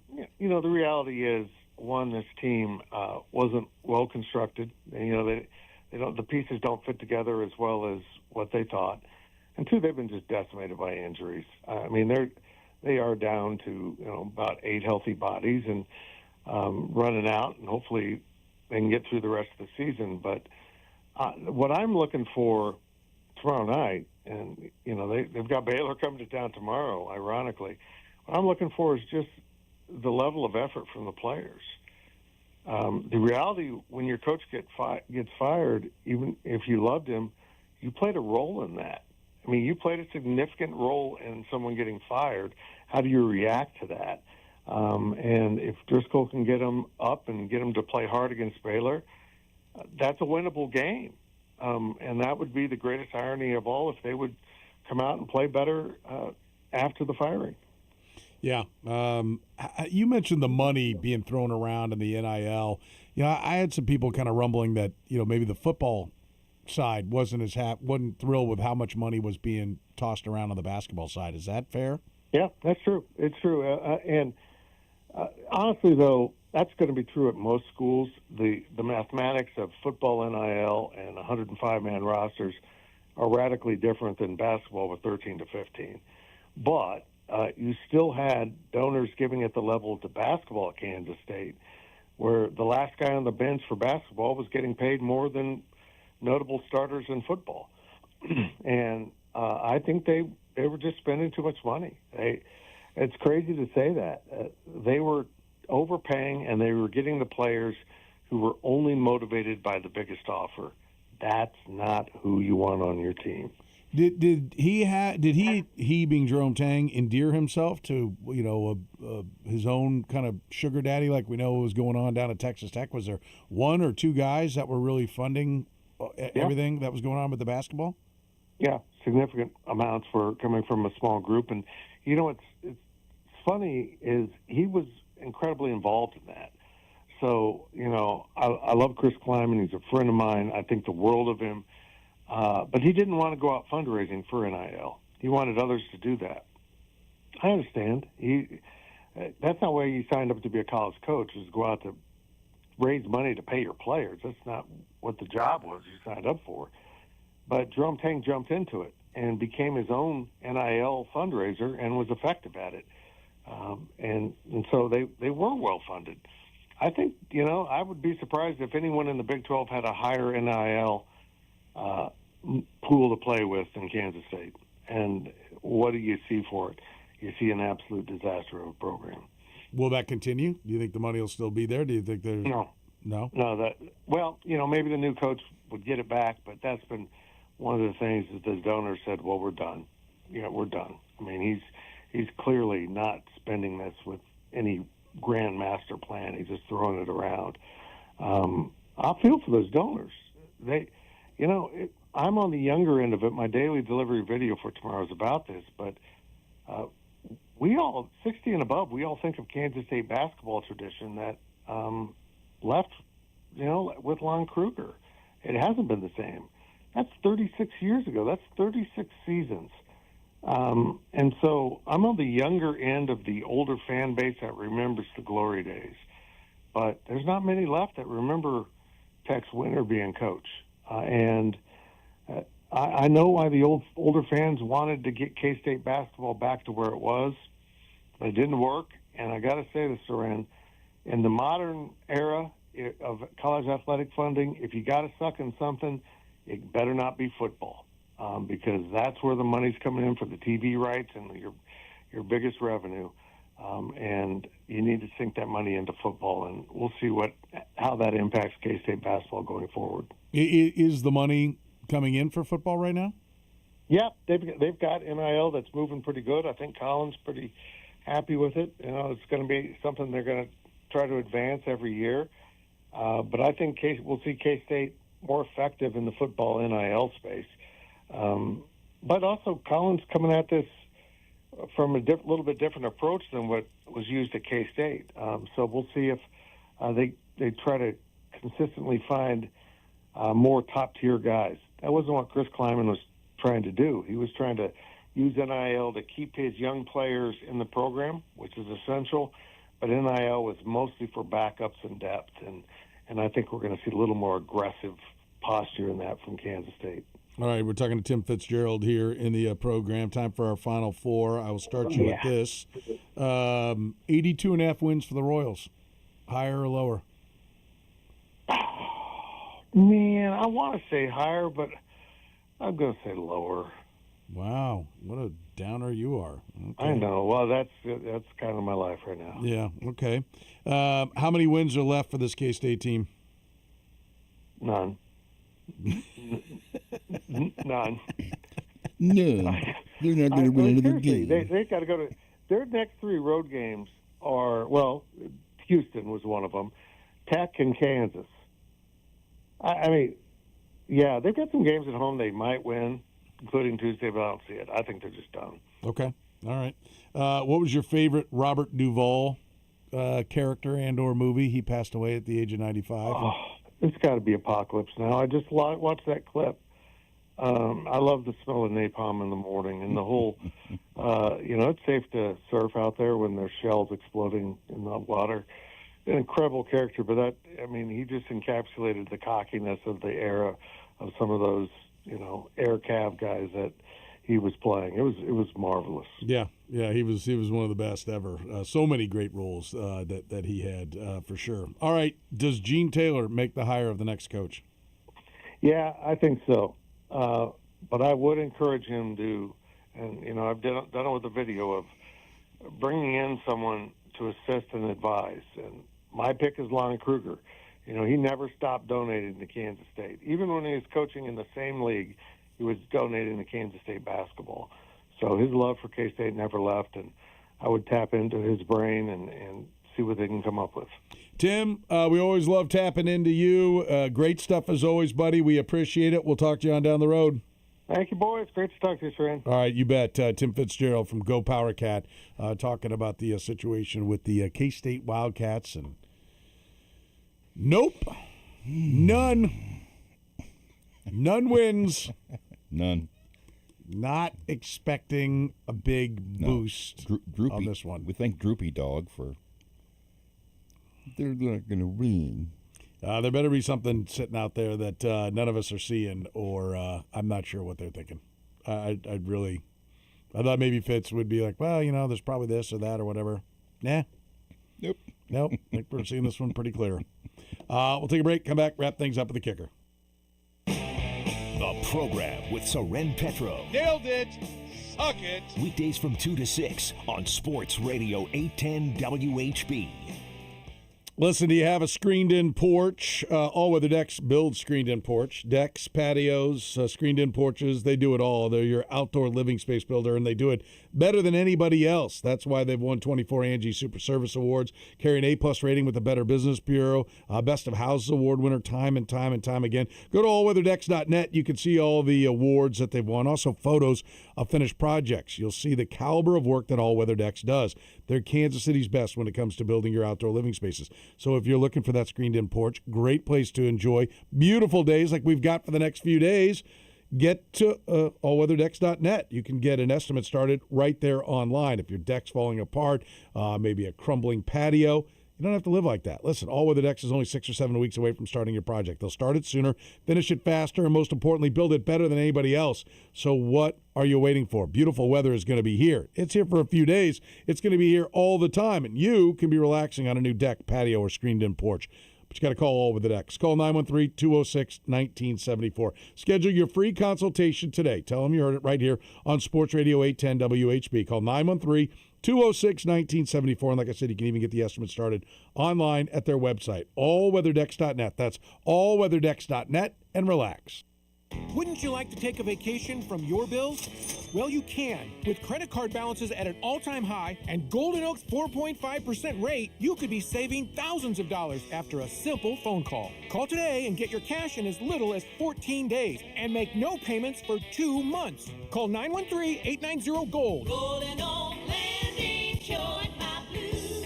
5.442 APR, FHA 15-year, 20% equity, qualified credit, additional terms apply. NMLS 114937. Ever wanted to go to the NBA Finals? Well, now is your chance, courtesy of FanDuel. All you have to do is use your profit boost on an NBA future, and you'll be entered for a shot to win an NBA Finals trip for 2. NBA futures let you lock in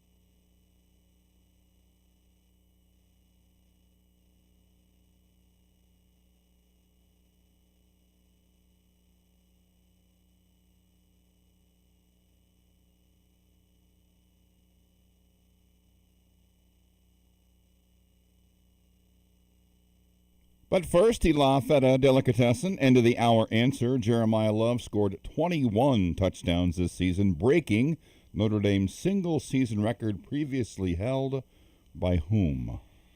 The number was 20. 1991. 1991. Jerome Bettis. Jerome Bettis. 16 rushing, 4 receiving. The bus, 54 today. Okay, interesting. Tom Mars is the attorney for Jerome Tang. He has been hired by Jerome Tang to handle this. Might want to follow him on Twitter. Yeah. It's at Tom Mars Law. Couple of things he's had. Public disrepute, embarrassment, ridicule are the legal code words for we're going to try to stiff our head men's basketball coach because we can't afford to honor his buyout and hope we can gain some negotiating advantage. Then hand slap to the face emoji. Your face palm. And then replying to Pete Thamels, who replied to him a number of times that they're going to, do it for cause. He just kept replying with different things. He said, Kansas State is embarrassed because of its win-loss record, made worse by the ridicule of bag-headed fans. But that's why head coach contracts allow schools to move on by firing their head coach for convenience and paying their buyout. That's not grounds for termination for cause. I like this one. I don't remember anyone suggesting that Deion Sanders should be fired for cause after he publicly ripped his players. That's an excellent point. And he's got he's linked it to. It says Deion Sanders just told all the Colorado players to leave, right? I mean that's the one he put to. But no, Deion, he didn't get fired for cause there. And he said regarding K-State, it seems to me that making false statements and innuendo about a head coach for the specific purpose of avoiding a school's buyout obligation would constitute actual malice. And he. I think he's going to keep firing. Probably so. And I think it's going to be entertaining. Which is a sign he's got a pretty strong case. He doesn't seem to be too worried. No. So. Sorry, retired lawyer Tim. Tim. You didn't get the gig. Nope. Nice try, though.